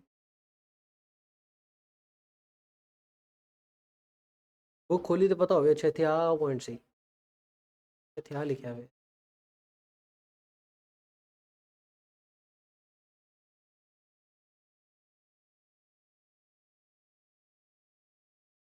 ओके है, गर्मी लग रही है।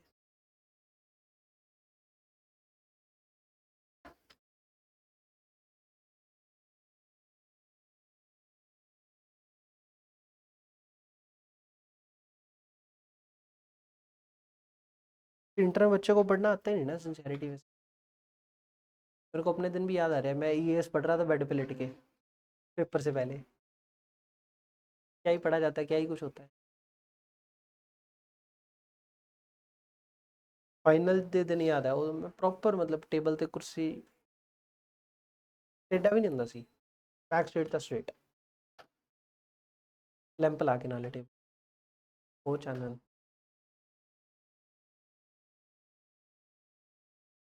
वो सिंसियरिटी पहले ही आती तो कितना बढ़िया हो जाए, आती नहीं। क्लियर हो गया। इसके ऊपर भी क्वेश्चन आया था, इसके ऊपर क्वेश्चन क्या आया कल कि फैक्ट्री के अंदर ना हमने एम्प्लॉयज़ के रहने के लिए क्वार्टर्स बना लिए, तो क्या उसका आईटीसी मिलेगा? फैक्ट्री के अंदर एम्प्लॉय के रहने के लिए क्वार्टर बनाए हैं छोटे छोटे, आईटीसी मिलेगा? नहीं मिलेगा। इमूवेबल प्रॉपर्टी अगर बनाओगे तो आईटीसी ब्लॉक है, सॉरी ये क्या लिख दिया, इमूवेबल प्रॉपर्टी अगर बनाओगे तो आईटीसी ब्लॉक है, अगर कैपिटलाइज कर दिया तो, अगर पीएनएल में चार्ज कर दिया तो आईटीसी अवेलेबल है। ये चीज़ है। अगर आप ਵੱਡਾ ਖਰਚਾ कर रहे हैं, पहले तो देखो एक तो मूवेबल ਹੁੰਦਾ एक इमूवेबल ਹੁੰਦਾ। इमूवेबल मतलब ਜਿਹੜਾ फिक्स हो गया लैंड ਨਾਲ, ਜਿਹੜਾ चीज़ लैंड ਨਾਲ फिक्स हो गई वो चेक करो प्रॉपर्टी है कि प्लांट मशीनरी है। इमूवेबल प्लांट मशीनरी भी होती है, कदे कदे आप प्लांट मशीनरी जमीन च धस के दिंने हैं तो वो इमूवेबल प्लांट मशीनरी बन गई, जैसे टेलीकॉम टावर हो गया।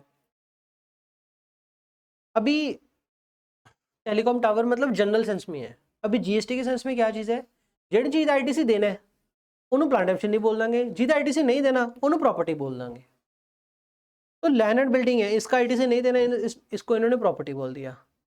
इसके अलावा सोलर पैनल, डाउट आएगा आपको, सोलर पैनल नाम सुन के लगता है कि सर प्लांट मशीनरी होगा, लेकिन नहीं, इसका इन्होंने आईटीसी नहीं देना तो इसको इमूवेबल प्रॉपर्टी बोल।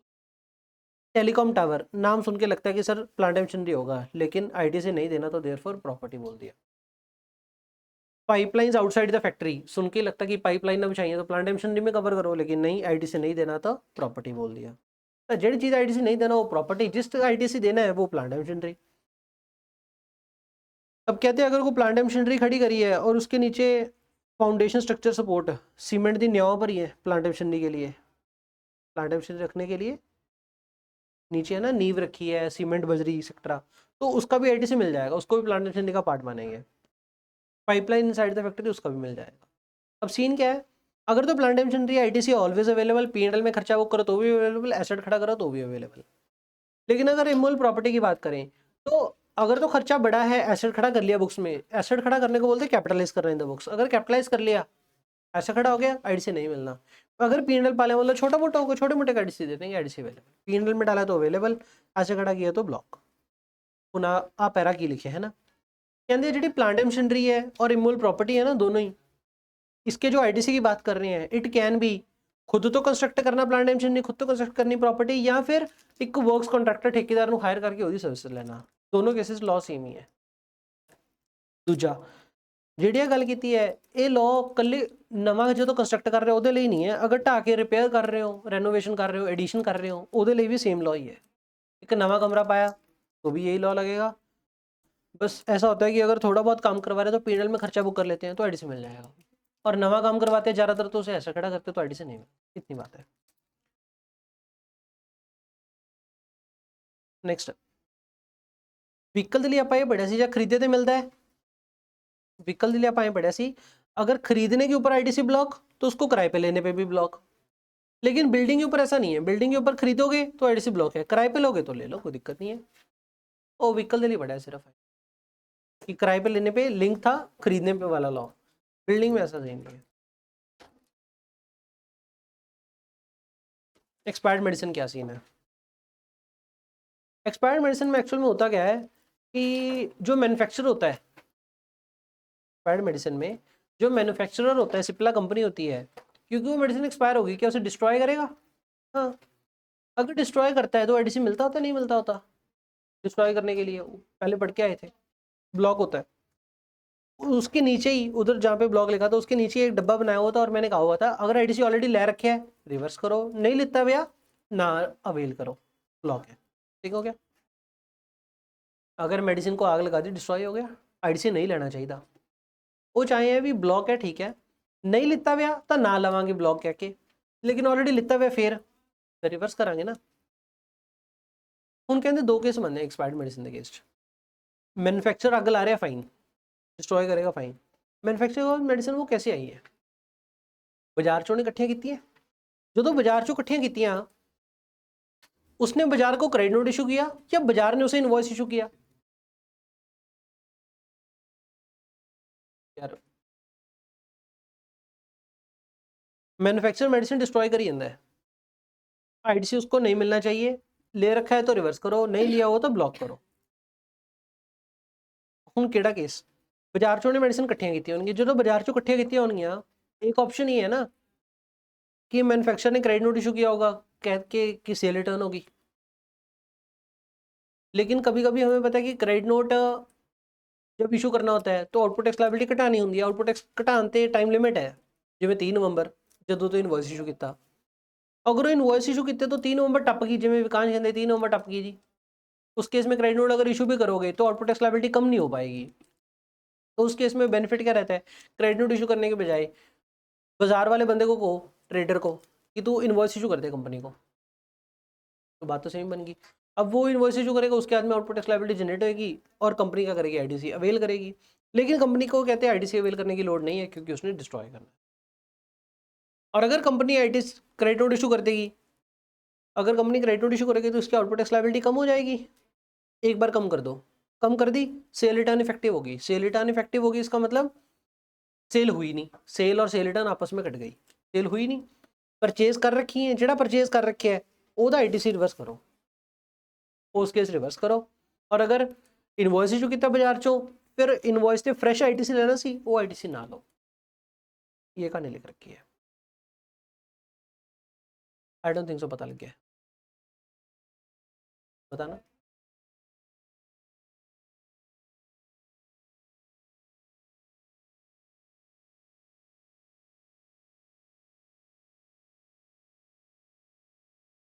सही है,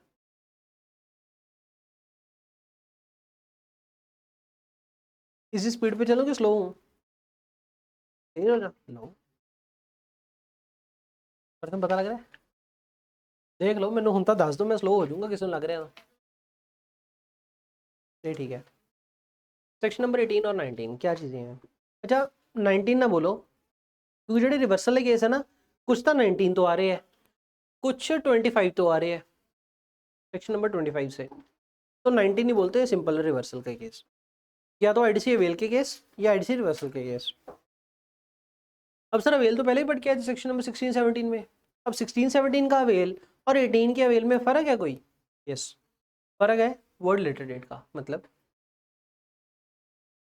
पहले हम पर्सनैलिटी कोई और थे, बाद में पर्सनैलिटी चेंज करती, मतलब पहले हम एग्जाम्प्ट सप्लाई वाले थे, बाद में हम टैक्सेबल सप्लाई वाले बंदे हो गए। मतलब पहले एग्जाम्प्ट जो बेचते थे वो एग्जाम्प्ट था, बाद में जो बेचेंगे वो टैक्सेबल है।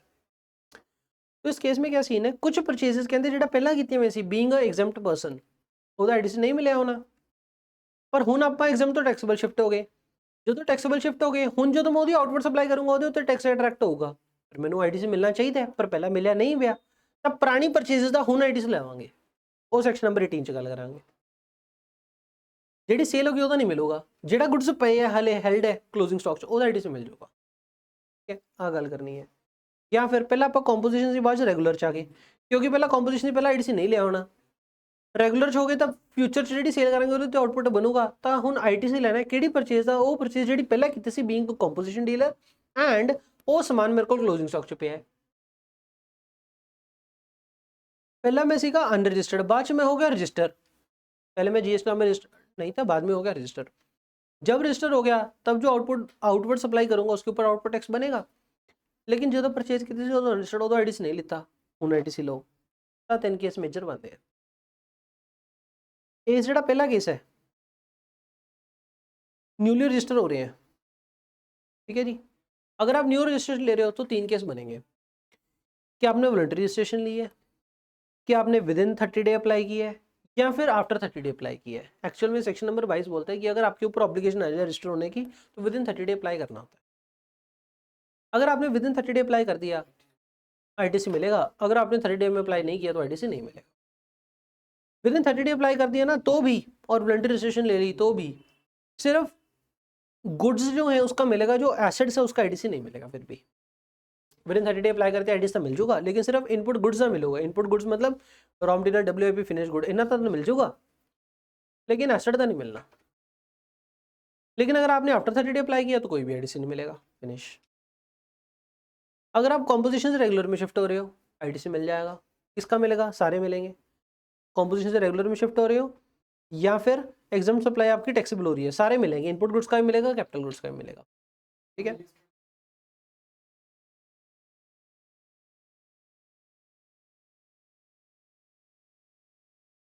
भाई को डाउट आया कि सर कोर्ट ने किया मेरी 2B तो बोले ही नहीं, स्पेशल केस है मिल जाऊगा, ताकि अड्ड तो सेक्शन नंबर 18 बनाया था। सही है, सेक्शन 16 और 17 वाली कुछ कुछ बातें हो सकता है यहाँ पे फुलफिल ना हो, नहीं हो तो भी ले लो, कोई दिक्कत नहीं है। क्योंकि ये जब आईटीसी लेना होगा ना तो सीएसए सर्टिफिकेट लगेगा, सीए मोहर लगा के देगा। अगर आईटीसी आपका एक्सीड करेगा 2 लाख तो सीए की मोहर लगी होगी, सीए इंश्योर करके देगा तो फिर सही है, तो सीए के ऊपर सरकार ट्रस्ट करती है, ठीक है जी। अभी ये है क्या, इनपुट गुड्स और कैपिटल गुड दोनों का मिल जाएगा अगर आप कॉम्पोजिशन से रेगुलर में आ रहे हो या फिर एग्जाम सप्लाई आपकी टैक्सेबल हो रही है। एक क्वेश्चन जहाँ पे बच्चे गलती करते हैं, एग्जाम सप्लाई टैक्सेबल हो रही है राइट, पहले हमारी सप्लाई एग्जाम थी, लेकिन पहले हमारी एग्रीगेटर ओवर कितनी थी, 70 लाख। क्या मैं जीएसटी रजिस्टर्ड था या नहीं, पहले मेरी आउटवर्ड सप्लाई एग्जाम थी, होली एग्जाम, सारी की सारी सप्लाई मेरी एग्जाम थी आउटवर्ड, तो क्या मुझे रजिस्ट्रेशन लेने की ऑब्लिगेशन थी, नहीं। सेक्शन नंबर 23 बोलता है कि अगर आपकी आउटवर्ड सप्लाई सारी एग्जाम हो, आरसीएम वाली हो, नॉन टैक्सेबल हो, तो आपको जीएस नंबर लेने की ऑब्लिगेशन नहीं है, चाहे आपकी एग्रीगेटर ओवर क्यों ना एक्सीड कर रही हो। तो क्योंकि एक्सीड कर रही थी लेकिन मैं, मेरी आउटवर्ड सप्लाई एग्जाम थी, तो देयरफॉर मैं क्या था, अनरजिस्टर्ड। उसके बाद मेरी एग्जाम सप्लाई क्या होगी, टैक्सेबल। क्या तुरंत मेरे को रजिस्ट्रेशन लेनी पड़ेगी, यस, क्योंकि मेरी एग्रीगेटर ओवर ऑलरेडी एक्सीड कर रही है, तो मैंने रजिस्ट्रेशन ले ली। अभी मैं कौन सा केस लगाऊंगा, एग्जाम से टैक्सेबल आने वाला, अनरजिस्टर्ड से रजिस्टर्ड जाने वाला। क्योंकि अगर अनरजिस्टर्ड से रजिस्टर्ड जाने वाला लगाऊंगा तो एसेट का आईटीसी नहीं मिलेगा, एग्जाम से टैक्सेबल है तो एसेट का आईटीसी मिलेगा, तो कौन सा, अनरजिस्टर्ड से रजिस्टर्ड वाला लगाएंगे, सरकार का फायदा। प्लस यहाँ पे लिखा क्या हुआ है, कहते हैं एग्जाम से टैक्सेबल जाएंगे तो ये वाला लॉ लगाना, अगर वो बंदा रजिस्टर्ड हुआ तो, रजिस्टर्ड पर्सन की एग्जाम सप्लाई अगर टैक्सेबल बनेगी ना तो ये लॉ लगाना। लेकिन अगर अनरजिस्टर्ड से रजिस्टर्ड जा रहे हो, है ना, तो यही लगाओ, इवन इफ एग्जाम सप्लाई आपकी टैक्सेबल हो रही है, ये नहीं करना।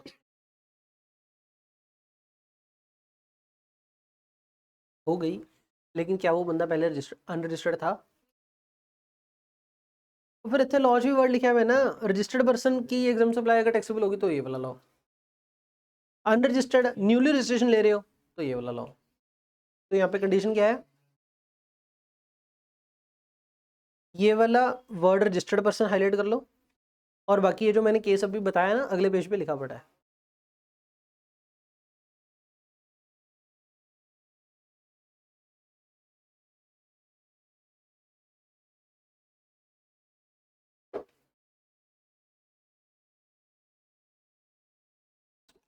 ये वाला केस शंभू वाला, एग्रीगेटर में 50 lakh exclude,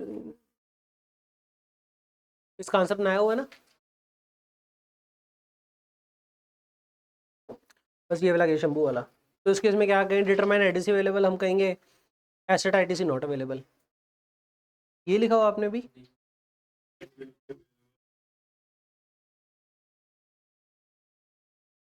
asset ITC not available as apply case of unregistered to,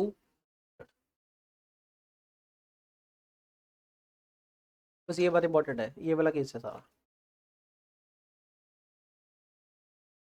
मेरी बात सुनो, मुझे नहीं पता आप क्वेश्चन बैंक वाले क्वेश्चन पढ़ रहे हो कि नहीं, ये बुक में जो क्वेश्चन है ना ये बहुत इंपॉर्टेंट है। पार्ट 1 की बुक में जो क्वेश्चन है, केसेस हैं, ये बहुत इंपॉर्टेंट है, ये पक्का पढ़ना। अनरजिस्टर्ड, केस ऑफ अनरजिस्टर्ड और रजिस्टर्ड। आप एब्रिविएशन ना लिखना, पूरा लिखना, बाद में पता नहीं लगेगा क्या लिखा है।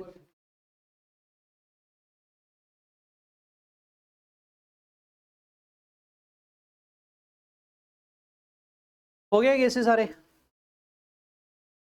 तो हमने क्या पढ़ा, अगर अनरजिस्टर्ड से रजिस्टर हो रहे हो तो एसेट का आईडीसी नहीं मिलेगा, विद इन 30 डे अप्लाई कर रहे हो तो मिलेगा, वॉलंटरी कर रहे हो तो मिलेगा, सिर्फ इनपुट गुड्स का मिलेगा। कॉम्पोजिशन से ये वाला केसेस है, दोनों केसेस पहले रजिस्टर होना चाहिए तभी है, एसेट का भी मिल जाएगा और इनपुट गुड्स का मिल जाएगा। जेड़ा एसेट का मिलेगा वो पूरा मिलू कट मिलू, कट मिलू, क्योंकि थोड़ा टाइम यूज किया जब मुझे आईडीसी नहीं मिलना चाहिए था, फ्यूचर में यूज करूंगा जब मुझे आईडीसी मिलना चाहिए, तो थोड़ा ना नहीं मिलना, थोड़ा ना मिलना है। पहले लिया था, पहले लिया हुआ है, अब लेना है ना, तो जेड़ा लैप्स पीरियड होता छड़ के ले लो, जेड़ा लैप्स पीरियड होता छड़ के बाकी तो ले लो। लैप्स पीरियड कैलकुलेट किमें करना है, 5% पर क्वार्टर लैप्स्ड, 5% पर standard quarter lapsed. Standard quarter lapse किमें करना है, ਆਪਾਂ खरीदिया 31 मार्च 24, आप आईटीसी मतलब अपनी सप्लाई टैक्सेबल कदों होगी, 1 जनवरी 25, बताओ कितने क्वार्टर हो गए। क्या मार्च 2024 वाला क्वार्टर का एक दिन आ गया, 31 मार्च 2024 वाले क्वार्टर का एक दिन आ गया, तो मार्च 24, फिर उसके बाद 3 क्वार्टर अगले हो गए, जून 24, सितंबर 24 और दिसंबर 24, ठीक हो गया। जनवरी का एक दिन आ गया तो जनवरी 25, मतलब मार्च 25, ये वाला क्वार्टर। तो टोटल क्वार्टर कितने हो गए, 5 क्वार्टर हो गए।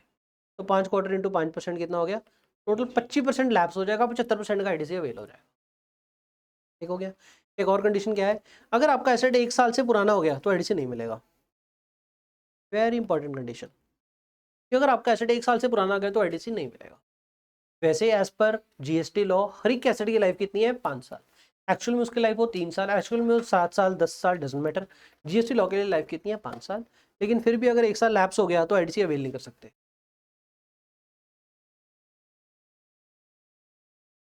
और जो कह रहे हैं इनपुट गुड्स का आईटीसी मिलेगा, वो कितने गुड्स के ऊपर मिलेगा, जो गुड्स हेल्ड है किस दिन, पिछले दिन। कौन सा पिछला दिन, जिस दिन से टैक्सेबल हो गए ना उससे पिछला दिन।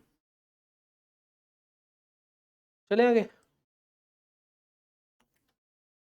ये लिखना तो इधर लिख लो चाहे, इसी लॉ वाले पेज पे, 31 मार्च 24, तो 21 25 कितने क्वार्टर हो गए, 5 क्वार्टर हो गए।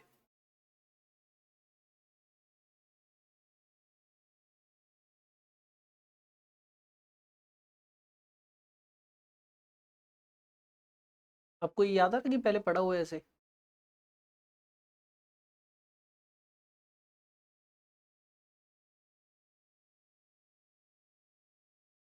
ਜਿਹੜੀ ਉਹ ਗੱਲ ਹੈ ਨਾ 16/4 ਵਾਲੀ ਇਹਦੋਂ ਤੱਕ ਲੈਣਾ ਹੁੰਦਾ ਹੈ, ਉਹ ਗੱਲ ਤਾਂ ਇੱਥੇ ਐਪਲੀਕੇਬਲ ਨਹੀਂ ਹੈ। ਜਿਹੜੀ ਇੱਥੇ ਗੱਲ ਹੈ ਇਹ ਕੀ ਗੱਲ ਹੈ, ਵੀ ਅਗਰ ਇਨਵੋਇਸ ਦੀ ਡੇਟ ਤੁਹਾਡੀ 1 ਸਾਲ ਤੋਂ ਪੁਰਾਣੀ ਹੈ ਫਿਰ ਨਹੀਂ ਮਿਲਣਾ। ਆਪਾਂ ਕਦੋਂ ਲੈਣ ਲੱਗੇ ਆ, 1 ਜਨਵਰੀ, 1 ਜਨਵਰੀ 25, ਇਹ ਨਾ ਦੇਖੋ ਵੀ 5 ਕੁਆਟਰ ਹੋ ਗਏ, ਇਹ ਦੇਖੋ ਵੀ 1 ਸਾਲ ਤੋਂ ਪੁਰਾਣੀ ਡੇਟ ਤਾਂ ਨਹੀਂ ਹੈ, ਨਹੀਂ, 9 ਮਹੀਨੇ ਬੀਤੇ ਵਾਲੇ, महीने 9 भी थे, क्वार्टर 5 बीत गए, एज पर देयर कैलकुलेशन, महीने तो 9 ही बीती है एक्चुअल में, इनके साथ कैलकुलेशन के हिसाब से 5 क्वार्टर वीक, ये अड्डा है, ये अड्डा है।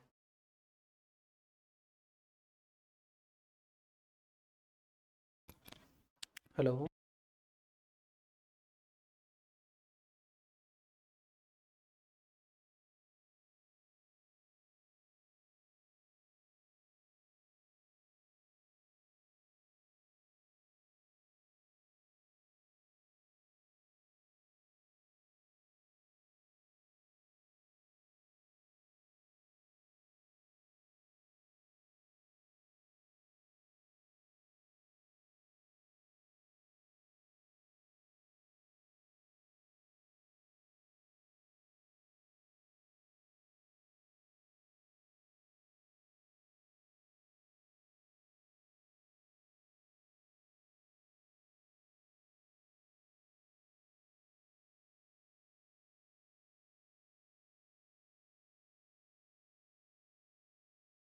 वाले केस कौन से हैं?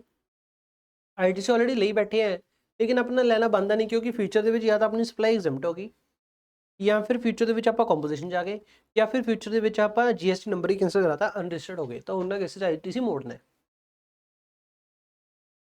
अब कॉम्पोजिशन में आ गए या फ्यूचर सप्लाई आपकी एग्जाम्प्ट होगी, दोनों के लिए सेम लॉ है। करना क्या है, आईटीसी रिवर्स कर दो। आईटीसी जब रिवर्स करना है ना, कोई टाइम लिमिट नहीं है, एसेट जितना मर्जी पुराना डजंट मैटर। लेकिन हाँ अगर 5 साल तो भी ज़्यादा बीत गए फिर तो लाइफ ही खत्म होगी, फिर कुछ नहीं रिवर्स कर। 1 साल ही बीते 2 साल बीते आईटीसी रिवर्स करो। किन्ना रिवर्स करना है, इनपुट गुड्स का सारा रिवर्स करो। किन्ने इनपुट गुड्स का रिवर्स करना है, जिद्दन तो अपनी एग्जाम्प्ट होगी या जिद्दन तो कंपोजिशन होगी उस तो जस्ट पिछला दिन दी रात ਨੂੰ जिन्ना स्टॉक ਪਿਆ ਸੀ ਉਹਦੇ ਉੱਤੇ। कैपिटल गुड की गल करें तो कितना रिवर्स करना है। हुण मेरी गल सुनो, क्या पूरे एसेट का आईटीसी पूरा आईटीसी अवेल करी बैठे हो? पूरे एसेट का पूरा आईटीसी अवेल करी बैठे हो? यस। पीछे वाला पोर्शन रिवर्स करना है, राइट। तो मूरा लैप्स पीरियड रखी रखो, बाकी का रिवर्स कर दो। तो कैलकुलेट द लैप्स पीरियड। उपरले केस भी थर्ड केस भी अवेल भी रिवर्सल भी दोनों केस आप कैलकुलेट की करना है, लैप्स पीरियड कैलकुलेट करना है। इस केस भी मान लो लैप्स पीरियड अपना ही है, ठीक है। लैप्स पीरियड जो कैलकुलेट करना है वो महीने करना है। अवेल करना है आईटीसी क्वार्टर, मतलब इस पेज पे जो लॉ है ना, पहले क्वार्टर वाला लॉ है, फिर मंथ वाला लॉ है, एंड पे जाते जाते फिर से क्वार्टर वाला लॉ है। तो बुक में ऐसे याद रखोगे, क्वार्टर मंथ क्वार्टर था हमारी बुक में। तो अवेलेबल वाले केसेस क्वार्टर लगाना था, बीच वाले मंथ लगाना था। रिवर्सल वाले केसेस में मंथ कैसे निकालना है, date to date, specific date से स्पेसिफिक डेट तक। मतलब 31 मार्च 24 से शुरू होंगे, 31 मार्च 24 से अगर अपन 9 महीने जोड़े तो 31 दिसंबर 25 बन गया, 31 दिसंबर 24 बन गया। तो 9 महीने तो पूरे हो गए प्लस 1 दिन हो गया। अब जो लैप्स पार्ट आ गया ना, पार्ट को फुल मानना है हमेशा। इसको ये नहीं करना नियरेस्ट राउंड ऑफ तो 9 महीने नहीं, 1 दिन भी अगर आ गया तो फुल मान लो। तो टोटल कितने महीने हो गए, 10 मंथ्स हो गए। तो मंथ्स ऐसे कैलकुलेट, इसी एग्जाम्पल में आप चाहे ये लिख लो कि महीने कितने हो गए, 9 महीने प्लस 1 दिन इक्वल टू 10 महीने हो गए।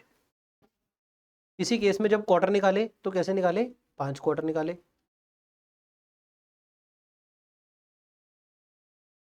इसी केस में क्वार्टर कितने हो गए, 5 क्वार्टर हो गए। लेकिन अगर महीने निकालेंगे तो 9 महीने प्लस 1 दिन निकलेगा तो 10 महीने हो गए। 10 महीने तो रखी रखो, पीछे कितने महीने रह गए, 50 महीने रिवर्स कर दो।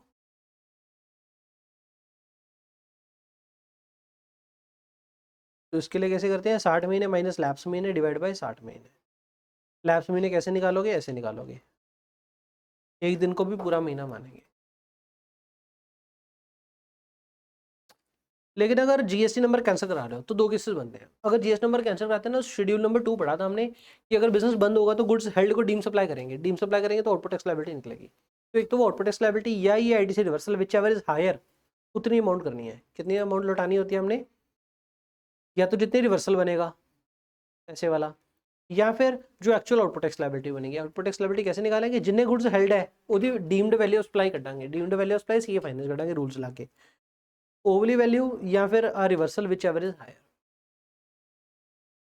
अभी अगर आप एसेट बेच रहे हो तो भी आपको रिवर्स करना पड़ेगा। एसेट 5 साल तो पहले अगर बेची है तो आईटीसी रिवर्स करो। जो तो एसेट बेच रहे हैं तो ये चेक करो सिंपल सेल कर रहे हैं या एज स्क्रैप सेल कर रहे हैं। स्क्रैप सेल केड़ी, स्क्रैप सेल होंदी है यदि die mould jig fixture refractory bricks etcetera. मतलब ये सिंपल एसेट्स नहीं है, ये डाइज एंड मोल्ड्स है। डाइज एंड मोल्ड्स समझते हो ਤੁਸੀਂ, सांचे टाइप्स, प्लास्टिक की किस चीज़ ਨੂੰ शेप देनी है तो सांचे ਜਿਹੜੇ ਹੈਗੇ है ना, वो सांचे कह रहा अगर एज अ स्क्रैप सेल कर रहे हैं, अगर स्क्रैप सेल कर रहे हैं तो टैक्स पेयर की ऑप्शन है जिन्हें आउटपुट टैक्स लायबिलिटी बननी है क्योंकि वो सेल कर रहे हैं तो सप्लाई बन गई। चैप्टर सप्लाई पढ़िया ਸੀ ਆਪਾਂ, एसेट बेचांगे ਤਾਂ ਵੀ सप्लाई है ਉਹਦੀ वैल्यू। या फिर तो क्वार्टर वाला लॉ, क्वार्टर वाला लॉ की कहते हैं जिन्ने क्वार्टर लैप्स हो गए उधर रखी रखो, बाकी का मोड़ दो। तो क्वार्टर लैप्स 5% छोड़ के जो रिवर्स रह जाएगा पीछे, 5% पर क्वार्टर लैप्स इंटू 5% उन्हें रखी रखो, बकाया मोड़ दो। ये वाला आईटीसी या फिर ये जो सप्लाई के हिसाब से निकलता है विच एवरेज मर्जी है, मतलब कोई मर्जी हो तो विच एवरेज लोअर ही उठाएगा बंदा तो। लेकिन अगर एसेट बेच रहे हैं आप सेल ऑफ कैपिटल गुड तो फिर which average higher, actual tax liability या फिर क्वार्टर वाला लॉ। पूरे चैप्टर की पढ़िया, स्टार्टिंग तो की सी अवेल। आप पेज एक बार वेरीफाइज कर लो। अवेल, अवेल ਦੇ ਵਿੱਚ ਆਪਾਂ ਪੜਿਆ ਸੀ या था अनरजिस्टर्ड तो रजिस्टर हो गए, या फिर एग्जाम सप्लाई आपकी टैक्सेबल होगी, या फिर कॉम्पोजिशन से क्या हो गए रेगुलर। इन केसेस में तो एसेट का भी मिलेगा, गुड्स का भी मिलेगा। एसेट का जो मिलेगा कितना मिलेगा, क्वार्टर वाला लॉ लगा के। क्वार्टर वाला कैसे करना था, -5% पर स्टैंडर्ड क्वार्टर लैप्स्ड, जितने क्वार्टर बीत गए वो छड़ दो, जेडे रह गया पीरियड ओदा ले लो, बाकी का ले लो, क्वार्टर वाला लॉ। गुड्स का ले लो, पूरा ले लो, जितने गुड्स पड़े हैं उसके हिसाब से ले लो। अनरजिस्टर्ड से रजिस्टर्ड अगर जा रहे हैं तो उसमें दो केसेस थे, या तो आफ्टर 30 डे या फिर with in 30 day, in 30 days या फिर voluntary. With in 30 day apply कर रहे हो और वॉलंटरी अप्लाई कर रहे हो तो गुड्स का मिल जाएगा, एसेट का नहीं मिलेगा। अगर आफ्टर 30 डे अप्लाई कर रहे हो तो कोई भी नहीं मिलेगा। अवेल के बाद आ गया रिवर्सल। रिवर्सल में पहला केस क्या था आपका, या तो टैक्सेबल सप्लाई। अच्छा एक और बात है यहाँ पे, अगर एग्जाम्प्ट सप्लाई आपकी टैक्सेबल हो रही है ना, कंडीशन है एसेट का मिल जाएगा अगर आप ऑलरेडी रजिस्टर्ड थे तो, अगर आप अनरजिस्टर्ड थे तो एसेट का आईडी से नहीं मिलेगा। रिवर्सल के अगर केसेस हैं तो टैक्सेबल से एग्जाम जा रहे हैं, या फिर टैक्सेबल से एग्जाम जा रहे हैं, या फिर रेगुलर से कॉम्पोजिशन में जा रहे हैं, तो इस केस में आईडी से रिवर्स करना पड़ेगा। कितना रिवर्स करना है, मंथ वाला लॉ लगा के रिवर्स करना है। जिन्ने महीने बीत गए उदा छड़ दो, बाकी जेड़ा रह गया उदा रिवर्स कर दो। या फिर आप क्या करते हो, रजिस्टर्ड से अनरजिस्टर्ड रजिस्ट्रेशन कैंसिल कर रहे हो, तो whichever is higher, higher of tax payable या फिर रिवर्सल। या फिर लास्ट केस क्या रह गया आपका, सेल ऑफ एसेट।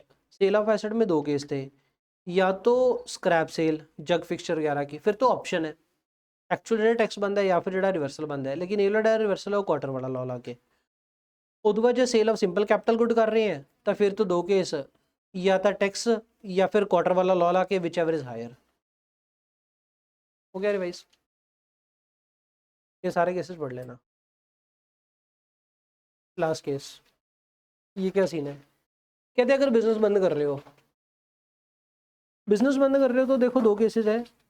अगर तो बंद ही कर रहे हैं प्रॉपर, मतलब हमारे बाद कोई भी कंटिन्यू नहीं करेगा, प्रॉपर बंद है, फिर तो जो अभी अभी पढ़ के आए वो करना है आपने। एक तो आउटपुट टैक्स बनेगा, हेल्ड गुड्स हेल्ड को डीम सप्लाई करेंगे और रिवर्स करेंगे चैप्टर सप्लाई कितना शेड्यूल 2। लेकिन अगर आप ऐसे गोइंग कंसर्न ट्रांसफर कर रहे हैं, फिर आप क्या शेड्यूल 2 भी डीम सप्लाई नहीं होंगे, ठीक है, फिर की करना होंगे है, फिर आई करना होंगे जो सप्लायर दे हाथ आईटीसी पे है, सप्लायर नहीं ट्रांसफरर दे हाथ जो आईटीसी पे ट्रांसफर री ਨੂੰ शिफ्ट कर दो, सिंपल। लेकिन जो ट्रांसफर री है अगर एक छड़ के दो कंपनियां हो जाएंगी फिर स्प्लिट मार के दे देंगे। किहड़ी रेशो स्प्लिट मारांगे, एसेट दी रेशो स्प्लिट मारांगे, सिंपल। जो मैं क्या एसेट मतलब कला एसेट, नेट एसेट नहीं है, एसेट दी रेशो स्प्लिट मार दो आईटीसी। पूरी एग्जांपल इतने लिखी वैसी कराई सी, चलो ओके। फिर आ गया आईटीसी यूटिलाइजेशन मैनर, ये क्या है, इसके ऊपर भी क्वेश्चन आया कल पेपर। इसके ऊपर क्वेश्चन क्या आया कि क्वेश्चन ऐसा था आपके पास ना, आउटपुट बना, आउटपुट कितना बनया, CGST SDST IGST, मान लो 28,000, ठीक है। इधर बनया 1,48,000, फाइन। उधरों जो ITC पे थोड़े कोल वो कितना पे है, ਇਹਦਾ ਤਾਂ ਪਿਆ अपने को 45,000, ਇਹਦਾ ਪਿਆ 0, ਇਹਦਾ ਪਿਆ 1.5 लाख। तो लॉ क्या बोलता है, सबसे पहले आईटीसी किसका उठाना है, IGST का कितना है 1.5 लाख। 1.5 लाख उठाओगे किधर सेट ऑफ मारोगे, पहले IGST में, दूसरा कहाँ पे सेट ऑफ मारेंगे, CGST SGST दोनों में से कोई भी। एज पर ये वाला केस कहाँ पे मारना आइडिया लग रहा है, SGST, क्योंकि SGST का ITC है नहीं, तो फिर इनू SGST मारना चाहिए 2000 में, ठीक हो गया। उसके बाद पहले नंबर पे IGST उठा के दूसरे नंबर पे कौन सा उठाना है हमने, CGST कितना पड़ा आपके पास 45,000, सबसे पहले किधर सेट ऑफ मारोगे, CGST में कितना मारोगे 28,000, बाकी का जो रह गया कि SGST में सेट ऑफ नहीं मार सकते, क्या यही आंसर में निकलेगा। तो ये आपका 0 ये 26,000 रुपये आपका टैक्स पेबल निकला, ये वाला क्वेश्चन था। बच्चा गलती पता क्या कर सकता है, कभी कभी बच्चे को ऐसा लग सकता है, कभी कभी बच्चे को ऐसा लग सकता है भी IGST तो SGST जा सकता है, CGST IGST जा सकता है, बच्चा करन ਨੂੰ दिमाग ਉਹਦਾ ਐਂ ਚੱਲ ਸਕਦਾ ਵੀ सर देखो 28 28 41 CGST ਚੱਕੋ 45 इधर मारो 45 जो 28 घटाया था कितना रह गया 27 चक के बच्चा को इधर मारो, उधरों 1.5 लाख चक्को इधर मारो 1 21 ਜਿਹੜਾ बचिया वो इधर मारो 1 21 ਤੇ 28 चलो जी टैक्स लायबिलिटी कितनी होगी 0 0 0 है। ऐसे कर नहीं सकते, क्यों? इसलिए नहीं कर सकते क्योंकि सीक्वेंस बताया हुआ है कि पहले आईजीएसटी का आईटीसी यूज खत्म करो फिर आप सीजीएसटी को हाथ लगाना। ऐसे नंबर 0 मिलेंगे। एक्चुअल में ना जब स्टार्टिंग में आया था ना तो अलाउड था ऐसे करना, उसके बाद अमेंडमेंट करके चेंज किया। चेंज क्या किया? पहले आईजीएसटी का इनपुट खत्म करो फिर सीजीएसटी का यूज करना शुरू करना।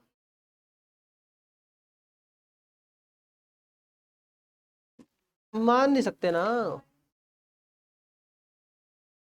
अच्छा एक और बात भी है, आईजीएसटी पहला यूज करना ठीक है, पहला उन्होंने सारा आईजीएसटी जी खत्म करो जितना साटा पॉसिबल है। ये वाली कंडीशन के तहत आप ऐसा नहीं कर सकते। पहला आईजीएसटी देखिए सारा सेटअप मारो, तो ये वाली कैलकुलेशन करना गलत सी। पहले आईजीएसटी मतलब बहुत ब्रीक चेक हो गया, बच्चा करन ਨੂੰ ਐ ਵੀ ਕਰ ਸਕਦਾ ਸੀ। आईजीएसटी ਦਾ आईटीसी ਚੱਕ ਕੇ ਪਹਿਲਾਂ आईजीएसटी ਦੀ ਆਊਟਪੁੱਟ ਦੇ ਕੇ ਸਾਰਾ ਸੈਟਅਪ ਮਾरो फिर सीजीएसटी एसजीएसटी जितने मर्जी। हो गया ये भी। चलो आगे 86B के ऊपर भी थ्योरेटिकल क्वेश्चन आया है। पेपर खिलार के बंदे हैं यार।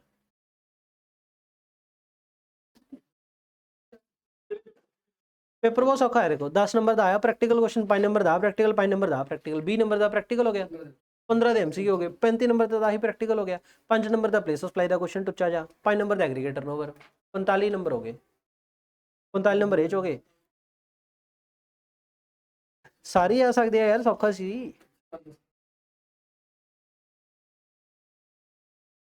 86B का क्वेश्चन किया देखियो, कहना rule 86B imposes a restriction on the use of the amount available in the electronic ledger। हाँ, read the statement, list out the plain theory लिखनी है as it is। दूसरा क्वेश्चन क्या है? 86B सारा लिखना है as it is plain, simple वाला और एक्सेप्शन के साथ। Tax payer can not file GSTR1 before the end of the tax period. सही है गलत है? कहते हैं GSTR1 आप नहीं फाइल कर सकते before the end of the tax period. मतलब टैक्स पीरियड मतलब 1 जनवरी तो 31 जनवरी ये टैक्स पीरियड हो गया। इस पीरियड की रिटर्न फरवरी में नहीं जानी है, तो कहते 31 जनवरी खत्म हो तो पहला GSTR1 भर सकते कि नहीं? नहीं भर सकते। State the exception in the statement. Exception है कुछ? है। कब? जब बिजनेस बंद हो गया, उस केस में एक्सेप्शन है। Discuss any 4 circumstances where registered person is debarred. GSTR1 कदों ब्लॉक है? अगर पिछली 3 भी नहीं भरी, IFF की है, एक QRMP च ਹੁੰਦਾ है। QRMP केस में GSTR1 जो जाएगी वो तो क्वार्टरली जाएगी, लेकिन आप मंथली क्या कर सकते हो? इनवॉइस की डिटेल्स फर्निश कर सकते हो सो दैट रेसिपिएंट को आईटीसी मिल जाए। तो दिस इज IFF। लास्ट क्या है? Unregistered person with aggregate turnover threshold limit, state any 5 conditions.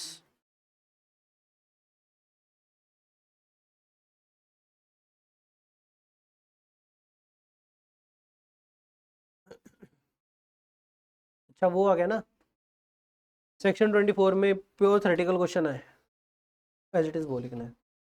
तो मतलब लास्ट वाला क्वेश्चन जीएसटी का तो छड़ने वाला ही होता है, इन्नी थ्योरी कितने लिखी जाऊगी अपने। तो उसके ऊपर क्या आ गया? ये state in brief the requirement for generation of e-way bill within the rules. E-way bill की थ्योरी आ गई 5 नंबर की। चलो जी, अब 2 रूल है कि 86A 86B। 86A क्या बोलता है? अगर हमें पता लगा कि किसी बंदे ने आईटीसी जो लिया गलत तरीके से लिया, गलत तरीका मतलब सप्लायर है नहीं, फिर भी उसने मतलब बिल खरीदा था, सप्लायर तो है ही नहीं, सप्लायर बिजनेस नहीं कर रहा, विदाउट रिसिप्ट ऑफ गुड्स आए नहीं, सिर्फ इनवॉइस आया उसके पास, या फिर सरकार को सप्लायर ने टैक्स नहीं पे किया, या फिर रेसिपिएंट है नहीं, या फिर रेसिपिएंट बिजनेस नहीं कर रहा, या फिर रेसिपिएंट के पास टैक्स इनवॉइस है नहीं। कौन कौन से केस आ गए? सप्लायर है नहीं, सप्लायर बिजनेस नहीं कर रहा, इनवॉइस आया गुड्स नहीं आए, सप्लायर ने टैक्स नहीं भरया, रेसिपिएंट को पोजीशन ऑफ टैक्स इनवॉइस है नहीं, या रेसिपिएंट है नहीं, या फिर रेसिपिएंट बिजनेस नहीं कर रहा। रेसिपिएंट 3 तरीके डिफॉल्ट, सप्लायर 4 तरीके डिफॉल्ट। आ सारे केसेस डिफॉल्ट ले है। ਇਹੋ ਜਿਹੇ अगर केसेस ਦੇ ਵਿੱਚ ਤੁਸੀਂ आईटीसी अवेल करी बैठे हो, क्रेडिट लेजर ਦੇ ਵਿੱਚ क्रेडिट होया हुआ है, तो कमिश्नर क्या करेगा, या तो खुद कमिश्नर या फिर किसी ऑफिसर को ऑथराइज करेगा, और वो क्या करेंगे, ई क्रेडिट लेजर के उत्ते बैन ला देंगे, कह देंगे भी आईटीसी यूज नहीं करना, यूटिलाइजेशन के ऊपर सेक्शन है। लेकिन ये जो बैन लगाना है मैक्सिमम कितने साल के लिए, 1 साल के लिए, क्योंकि 1 साल के अंदर अंदर वो क्या करेंगे, प्रोसीडिंग चला करके आपका आईटीसी रिवर्स ही करवा देंगे, ठीक है ना। तो टेम्परेरी बैन है ये 1 साल के लिए। उसके बाद आ गया रूल 86B। रूल 86B क्या बोलता है, जिस भी महीने आपकी टर्नओवर 50 लाख एक्सीड कर गई, जिस भी महीने आपकी टर्नओवर 50 लाख एक्सीड कर गई, उस महीने कम से कम 1% आपको आउटपुट टैक्स लायबिलिटी का कैश में पे करना पड़ेगा। मतलब आईटीसी कितना यूज कर सकते हो, maximum 99% of the output tax liability. ਜਿਹੜੀ 50 लाख चेक करने में मेरी टर्नओवर 50 लाख एक्सीड हो गए होवे, ਕਿਹੜੀ एग्जाम्पल ही ਛੱਡ ਕੇ ਜ਼ੀਰੋ ਰੇਟਡ ਛੱਡ ਕੇ ਸਿਰਫ ਪਿਓਰ ਟੈਕਸੇਬਲ ਜਿਹਦੇ ਉੱਤੇ ਟੈਕਸ ਭਰਨਾ ਬਣੂਗਾ, ਠੀਕ ਹੈ ਜੀ।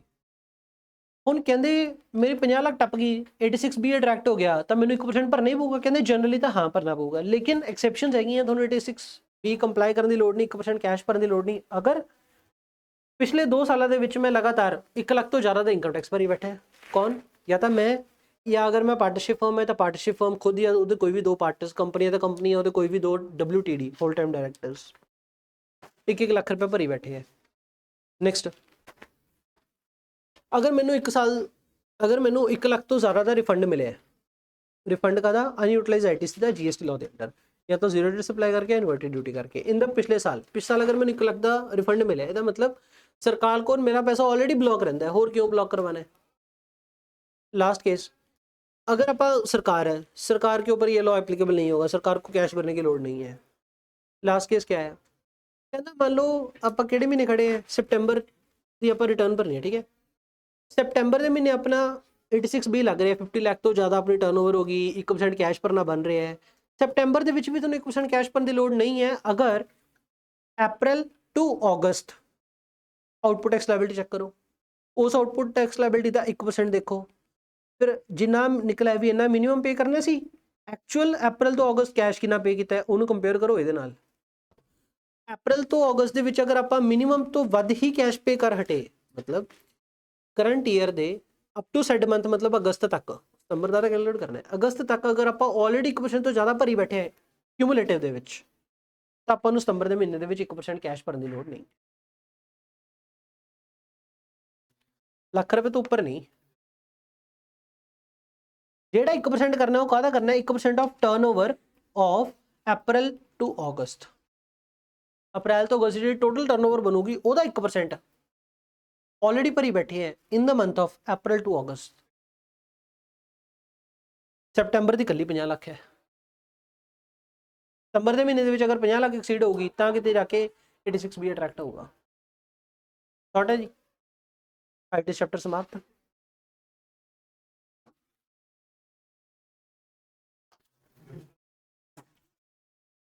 हेलो।